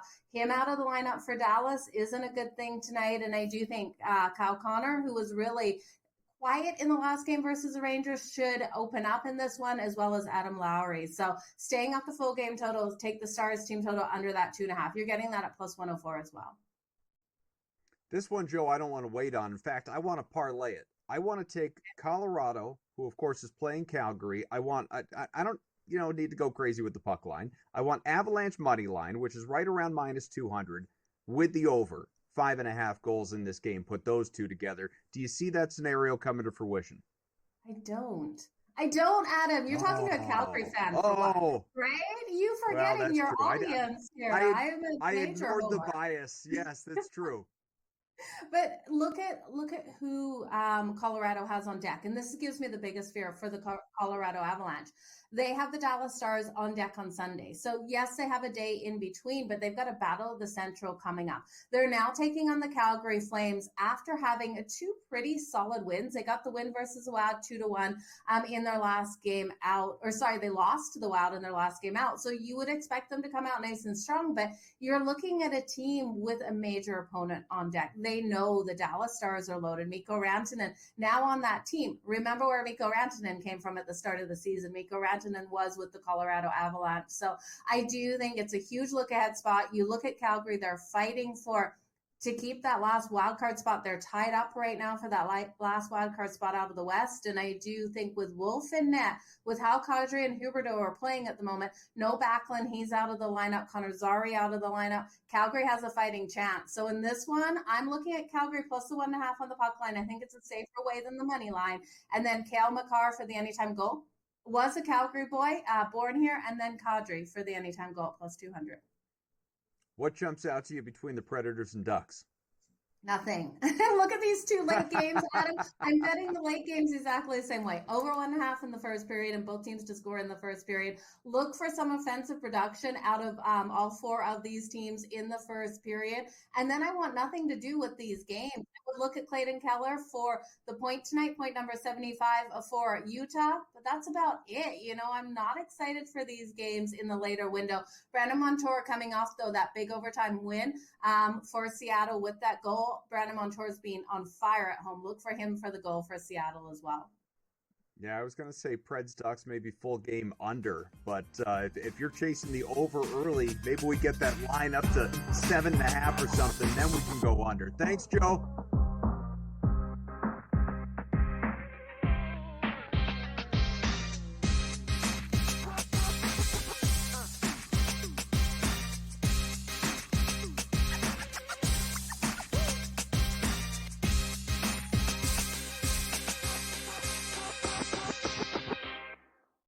The game is on. The stakes are high. But the action isn't just on the field. He's rearranging that rim. Get it inside! SportsGrid's in-game live. Your ultimate second screen experience. A little flyer, couple of 18.5 points live line. Every prop, every play, every day. Anything can happen. It's complete chaos. It's smarter to be on SportsGrid. The Gators' resume is excellent. We know how hard it is to win on the road in college. They've won at Auburn and at Bama. Michigan State is 17-5 in quad 1, quad 2s. Are they a 1 seed? I think not. They may make claim if they make a run and there's craziness in the SEC. Game time decisions.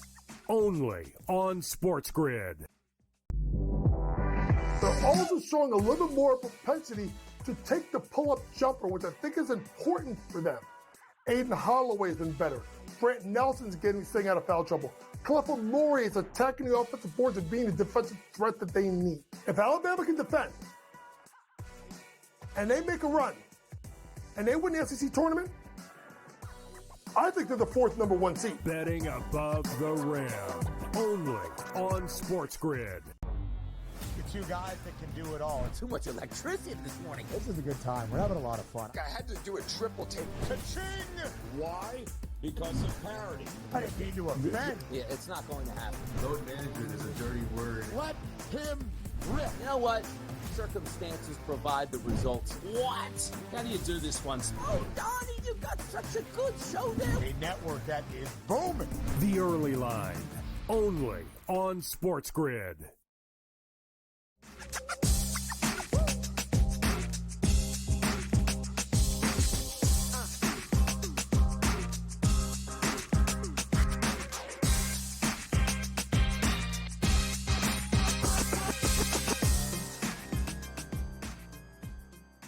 All right, thanks to all of our guests. Let's see if I can remember the last 2 hours, who they all were, right? We had Rob Donaldson, obviously Joe Madden, we had Scott Wetzel, we had Brady Cannon, we had James Young. Am I forgetting anyone? No, I think that was it. I think I got them all. All awesome contributions to the program tonight and give you a lot of plays that you should consider across the NBA, college basketball streets, NHL most recently, even some golf live plays. Brady and I will have you 4 hours tomorrow night, 8 to midnight Eastern. Same, actually, Sunday will look a little different. But tomorrow night, 8 to midnight, we'll be able to talk through a lot more in the PGA streets, tracking all things college hoops and beyond. I'm sure we will spend more time on the big NFL news during this show, and that is, of course, Cooper Kupp, released by the Rams, deciding on his new home, and it is a homecoming, going back to his native Washington state to join the Seattle Seahawks, who are in a weird place, aren't they? I mean, it looked like they were in rebuild mode when they trade away Geno Smith, they trade away DK Metcalf, they cut loose Tyler Lockett, and it's like, oh, all right. I mean, there's still some talent there, Jackson Smith and Jigba and Kenneth Walker and some of these other guys, but really, what are they looking to do? It's a crowded conference. Like, how seriously are we taking Arizona? Niners are definitely heading to rebuild mode. The Rams, the previous team for Cooper Kupp, are in a solid spot, bringing back Stafford, obviously added Devontae Adams. They have Puka Nacua. They have Kyron Williams. I like that team a lot to win the division, but where does Seattle factor in to this mix? And then you go out, you sign Sam Darnold, who, look, is Darnold going to be as good as he was last year with Minnesota? I really don't see it. I think, take unders for Sam Darnold when we get a look at what those numbers are, if they are anything close to the numbers that he put up with the Vikings when he had Justin Jefferson and Jordan Addison, among others, TJ Hawkinson late at his disposal. And I don't think it's going to be the, Jets Darnold, the final 2 games of the year meltdown Darnold that we saw last year either, but it's going to be somewhere between that and them carrying him around the locker room thinking that he was going to be a Viking for life, Sam Darnold. That's not the guy.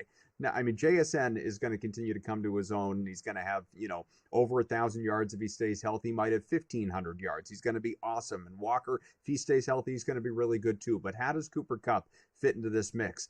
We still talk in just revered tones about Cooper Kupp like he's the 2021 2,000-yard very nearly Cooper Kupp, and that's just not reality anymore, in part because he has trouble staying on the field. The last 3 years, 9 games, 12 games, 12 games. I remind you, it's a 17-game season now.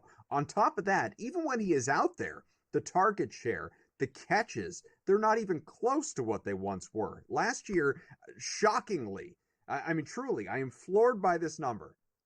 He had 100 targets. I can't believe he had 100 targets in 12 games, because watching those games, many of them, betting on him to do anything, it sure as hell didn't feel like he had 100 targets. It does feel about right? 67 catches.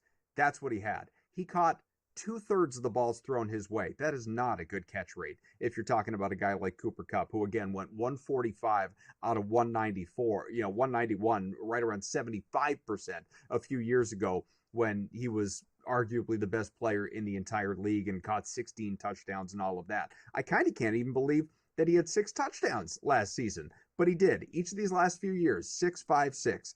And the yards are consistently between like 700 and 800. So can he still produce, nearly a decade into his career and, approaching 32 years old? Of course he can. But at the same time, you can't ignore what you saw in some of these games. You have to try and decipher between, was it tunnel vision from Stafford for Nacua, or was it an inability to trust Cooper Kupp? I think this is a good situation for him. Not the situation I was necessarily rooting for. I come in there with a little bit of bias, knowing that Drake May in New England needs a guy to throw to because it's still like DeMario Douglas as his best option. He needs to figure something out there. The Patriots need to give him some offense. So yeah, with bias, I wanted to see Cooper Kupp land somewhere else, even though I didn't think it was going to happen. Seattle's a good fit for him. Clearly, on a personal side, it's a great fit for him. I mean, you're seeing it on the screen right now. The native of Yakima. He, played at high school a couple hours away, Eastern Washington product, all that, like great. Retire a member of the Seahawks in a few years. But 3 years, $45 million for a guy that has produced the way he has the last few years, big number. Big number, a little bit of desperation to get him there on the part of Seattle. Maybe a hometown kid, but there is no hometown discount. Our thanks to Kofsky, everybody behind the scenes, all of our guests. I am Adam Kaufman. Talk to you again tomorrow night here on Sports Grid.